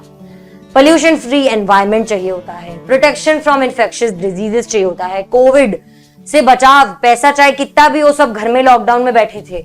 एजुकेशन सिस्टम अच्छा होगा जब और हम ठीक तरीके से एजुकेशन प्राप्त कर पाएंगे तो हम लोग आगे प्रॉस्पर कर सकेंगे, दिमाग के दरवाजे खुलते जाएंगे जैसे अभी सब लोगों के खुलते जा रहे हैं। पब्लिक फैसिलिटीज की इंपॉर्टेंस क्या है? For many of the important things in life, जो बहुत सारी जरूरी चीजें होती हैं, यहाँ पर हमने रोड्स का एग्जाम्पल लिया था, the cheapest ways to provide these goods and services collectively. आज अगर आप अपना रोड खुद बनाने लग जाएंगे, मैं अपना रोड खुद बनाने लग जाऊंगी, बहुत सारे रिसोर्सेज लगेंगे, कोई भी नहीं बना पाएगा। अच्छा होगा कि हम थोड़े थोड़े टैक्सेस भर दे और उससे रोड बन जाए, कलेक्टिवली बना ले पब्लिक फैसिलिटी, इसलिए इंपॉर्टेंट है। With the increase in public facilities other criteria also enhance and leads to development. Public facilities increase होंगी तो नेचुरली उसके साथ साथ आप मान लीजिए अगर रोड बन चुका है, हम ट्रैवल ज्यादा कर पाएंगे, ट्रांसपोर्टेशन बेटर हो पाएगा, कम्युनिकेशन बेटर हो पाएगा, तो हम लोग देखते हैं डेवलपमेंट भी हो पाएगा। ठीक है, health and development status of countries with better public facilities is accurate. यहां पर हम लोग देखें कि अगर हेल्थ को हम लोग देखें और डेवलपमेंट स्टेटस को देखें उन कंट्रीज के जहां पर बहुत अच्छी पब्लिक फैसिलिटीज हैं, एजुकेशन मान लीजिए अगर फ्री में मिल रही है तो हर कोई पढ़ने की कोशिश करेगा ना। अगर गवर्नमेंट स्कूल्स में फ्री में एजुकेशन अवेलेबल है तो नेचुरली ज्यादा लोग भेज पाएंगे, मिड डे मील्स मिल रहे हैं तो ज्यादा लोग भेज पाएंगे, हेल्थ चेकअप्स हो रहे हैं, फ्री में हो रहा है सब कुछ, तो ज्यादा लोग एंगेज कर पाएंगे। तो यहाँ पर एक बहुत अच्छा क्राइटेरिया है हेल्थ को और एजुकेशन को किस तरीके से मिल रहा है, ये डेवलपमेंट स्टेटस को मापने के लिए जरूरी है। फैसिलिटीज किस तरीके की हैं, पब्लिक फैसिलिटीज कैसे अवेलेबल है। फिर बॉडी मास इंडेक्स, क्वेश्चन आएगा how to measure it is to. अब ये इसका डेफिनेशन अगर आती है तो ये है, it's a measure which uses height, लंबाई and weight to check if one's level of nourishment. मैं कितनी नरिश्ड हूं ये मेरी हाइट और वेट के हिसाब से पता लगाने का जो मेजर है उसे हम कहते हैं BMI। बॉडी मास इंडेक्स कैसे कैलकुलेट होगा, वेट भार upon height in meter square in KGs, इससे हम लोग कैलकुलेट कर पाएंगे BMI। मैं पहले सबसे जाकर खड़ी होंगी एक वेट लिफ्टिंग मशीन के ऊपर, एक वेट नापने वाली वेइंग मशीन के ऊपर, और उसके बाद आप लोग मेरी लंबाई नापेंगे और उसके हिसाब से मेरा BMI निकल पाएगा। याद रखेंगे इसको, पहले वेट आएगा ऊपर और फिर हाइट आएगी नीचे। ये है मेजर करने का तरीका। अगर अब इस कैलकुलेशन को करके लेस देन 18 आता है तो अंडर नरिश्ड है, मोर देन 25 आता है तो ओवरवेट है, बिटवीन 18 to 25 आता है तो नरिश्ड है। अब बहुत सारे बच्चों को बहुत ज्यादा टेम्पटेशन होगा कि जाके फटाफट नाप लेते हैं, लेकिन प्लीज एग्जाम के बाद करिएगा, खूब सारा टाइम मिलेगा, पहले एग्जाम दे लेते हैं अच्छे से। कंडीशन क्या अप्लाई होती है कि ग्रोइंग चिल्ड्रन होते हैं जैसे कि आप लोग हैं, are not evaluated on body mass index, तो आपके लिए तो वैसे भी जरूरी नहीं है अभी बॉडी मास इंडेक्स निकालना, मम्मी पापा पर भी अभी ट्राई नहीं करेंगे, एग्जाम के बाद करेंगे। अब एक इंपॉर्टेंट चीज, human development report. Human development report क्या है, ये पब्लिश कौन कर रहा है, UNDP, United Nation Development Programme. ठीक है, ये क्या इशू कर रहा है, ह्यूमन डेवलपमेंट रिपोर्ट। ये क्यों की जाती है, कंपेयर करते हैं कंट्रीज को, ना ही सिर्फ पर कैपिटा इनकम के बेसिस पर बल्कि एजुकेशन और हेल्थ के स्टेटस पर भी। HDI जो है, ह्यूमन डेवलपमेंट इंडेक्स जो है, it ranks in above table जो कि दिए हुए हैं हमारी NCERT में, are out of 189 countries in all. 189 countries के बेसिस पर HDI निकाला जाता है कि आप एजुकेशन, हेल्थ और पर कैपिटा इनकम के बेसिस पे पूरे नेशनल लेवल, ग्लोबल लेवल पे, एकदम इंटरनेशनल लेवल पे कहां स्टैंड करती है आपकी कंट्री। यहाँ पर क्या क्या चीजें इंपॉर्टेंट है, ये जो टेबल है इसकी हम बात कर रहे हैं। तो यहाँ पे देखिए इंडिया कहां पे अकॉर्डिंग टू 2017 डेटा कहां पर खड़ी करती है, 130 पर। Is it not clear for everybody, voice is not clear for anybody क्या? HDI rank in the world is 130 for India. ठीक है, ये चीज हम ध्यान रख के चलेंगे। उसके बाद हम लोग देखेंगे इसमें क्या क्या नापा जा रहा है। Per capita income, life expectancy क्या है, life expectancy at birth denotes, life expectancy कितना जियोगे, ये जो डिनोट करने वाली चीज है। As the name suggest, average expected length of life of a person at the time of birth. पैदा होने पर हम लोग क्या एक्सपेक्ट कर सकते हैं कि इसकी इंसान की जिंदगी की लेंथ कितनी होगी, ये हमारी लाइफ एक्सपेक्टेंसी बन जाती है। Per capita income is calculated in dollars, ये हम लोग ग्लोबल लेवल पे बात कर रहे हैं, ये इसकी डेफिनेशन आ सकती है, calculated in dollars for all countries so that it can be compared. It is also done in a way so that every dollar would buy the same amount of goods and services in any country। $1 आपकी country में भी उतने ही goods और services लेके आ पाए जितने एक US में बैठे हुए इंसान के पास भी आ पाए। उस बेसिस पर कन्वर्जन होता है और फिर हम लोग इसको डॉलर्स में कैलकुलेट करते हैं पर कैपिटा इनकम को। ये हम लोगों ने देख लिया, इंडिया 130 पे रैंक कर रहा है, ये क्वेश्चन की तरह आ सकता है। ठीक है, फिर हम देखते हैं सस्टेनेबिलिटी ऑफ डेवलपमेंट, जो कि हमारा लास्ट टॉपिक है। बहुत अच्छा टॉपिक है सस्टेनेबिलिटी ऑफ डेवलपमेंट, हम ज्योग्राफी में बड़ा एक्सटेंसिवली पढ़ा है, जहां से नॉलेज आए, जितना दिमाग में आए सब डाल दीजिए इसमें। सस्टेनेबिलिटी ऑफ डेवलपमेंट हम देखते हैं क्वेश्चन की तरह भी आ सकता है। We have not inherited the world from our forefathers, we have borrowed it from our children. Said by whom? Said by whom? पहले पढ़ चुके हैं। किसने कहा है कि हम लोगों ने अपना वर्ल्ड को, अपनी दुनिया को inherent, yes very good, inherent नहीं किया है किसी से, अपने फोरफादर से नहीं किया है, बल्कि बोरो किया है अपनी आने वाली जेनरेशन से। लेवल ऑफ डेवलपमेंट होना चाहिए और बढ़ते ही जाना चाहिए। It should go up. Yes everybody who is saying Mahatma Gandhi, very good. To go up further और at least be maintained for futures generations. क्या है यहाँ पर हम लोग क्या बोलते हैं कि डेवलपमेंट होए। नेचुरली हम सब चाहते हैं डेवलपमेंट होए, लेवल ऑफ डेवलपमेंट और बढ़ता जाए, और बढ़ने के साथ साथ हम लोग ये मेंटेन कर पाए एटलीस्ट जो अभी डेवलपमेंट है उसकी फीजिबिलिटी बनी रहे हमारी फ्यूचर जनरेशंस के लिए। यही डिजायरेबल वे ऑफ कैलकुलेटिंग और एस्टिमेटिंग डेवलपमेंट है। लेकिन हम लोग देखते हैं since the second half of 20th century, एक सेकंड का टाइम लेके मैं कहूंगी 20th सेंचुरी मतलब कौन सा ये टाइम होता है, 1901 से लेके 1999 तक वाला टाइम होगा 20th सेंचुरी। एक नंबर पहले चलेगी सेंचुरी। यस वेरी गुड, इस चीज को याद करके चले। 20th सेंचुरी वो पार्ट है, सेकेंड हाफ मतलब 1950 के बाद वाला टाइम। हम लोग देखते हैं कि साइंटिस्ट हमें वार्न कर रहे हैं कि देखो जिस तरीके से और जिस लेवल पर आप लोग डेवलपमेंट कर रहे हैं ये सस्टेनेबल नहीं है। सस्टेनेबल यानी कि लंबे समय तक चलता रहे, लंबे समय तक चलते रहने वाला सस्टेनेबल नहीं है। ये हमारा डेवलपमेंट जिस रेट पे हो रहा है वैसा नहीं है। अब हम लोग बात करेंगे इसमें ग्राउंड वाटर इन इंडिया की बात करेंगे तो इसमें क्या है कि बेसिकली हमारी अभी जो इकोनॉमिक्स के डेवलपमेंट वाला पार्ट है बहुत शॉर्ट में दिया हुआ है। ये पार्ट ज्योग्राफी में हमने बहुत एक्सटेंसिवली पढ़ा है, तो आप इस चीज को ऐसे याद करके चलेंगे कि अभी हम लोग सस्टेनेबिलिटी की बात करेंगे तो हम लोग कहेंगे कि हम लोग चाहते हैं कि जो लेवल ऑफ डेवलपमेंट है वो और आप आगे ऊपर जाए, इट शुड राइज अप, या फिर एटलीस्ट मेंटेन रहे जैसा आज है फॉर द फ्यूचर जनरेशंस। लेकिन साइंटिस्ट वार्न कर रहे हैं कि जिस लेवल पर, जिस तरीके से, जिस टाइप ऑफ डेवलपमेंट हो रहा है वो सस्टेनेबल नहीं है। यहाँ पर हम लोग देखते हैं एग्जॉशन हो रहा है, खत्म हो रहा है, एग्जॉस्ट हो रहे हैं हमारे नेचुरल रिसोर्सेज, दोनों रिन्यूएबल और नॉन रिन्यूएबल। रिन्यूएबल में हमारे पास एग्जाम्पल है ग्राउंड वाटर का। ग्राउंड वाटर में हम क्या करते हैं, निकालते जाते हैं, निकालते जा रहे हैं पानी। वाटर टेबल जो मेंटेन्ड है वो एग्जॉस्ट होती जा रही है, और हमारे पास एक वो पूरा येलो बॉक्स है जिसमें बताया गया है कब और कैसे हमारा ग्राउंड वाटर खत्म होने वाला है, तो पानी पीने की तंगी आ जाएगी। अगर आप लोग ग्राउंड वाटर पर डिपेंडेंट हैं तो प्लीज सेव करना स्टार्ट कर दीजिए।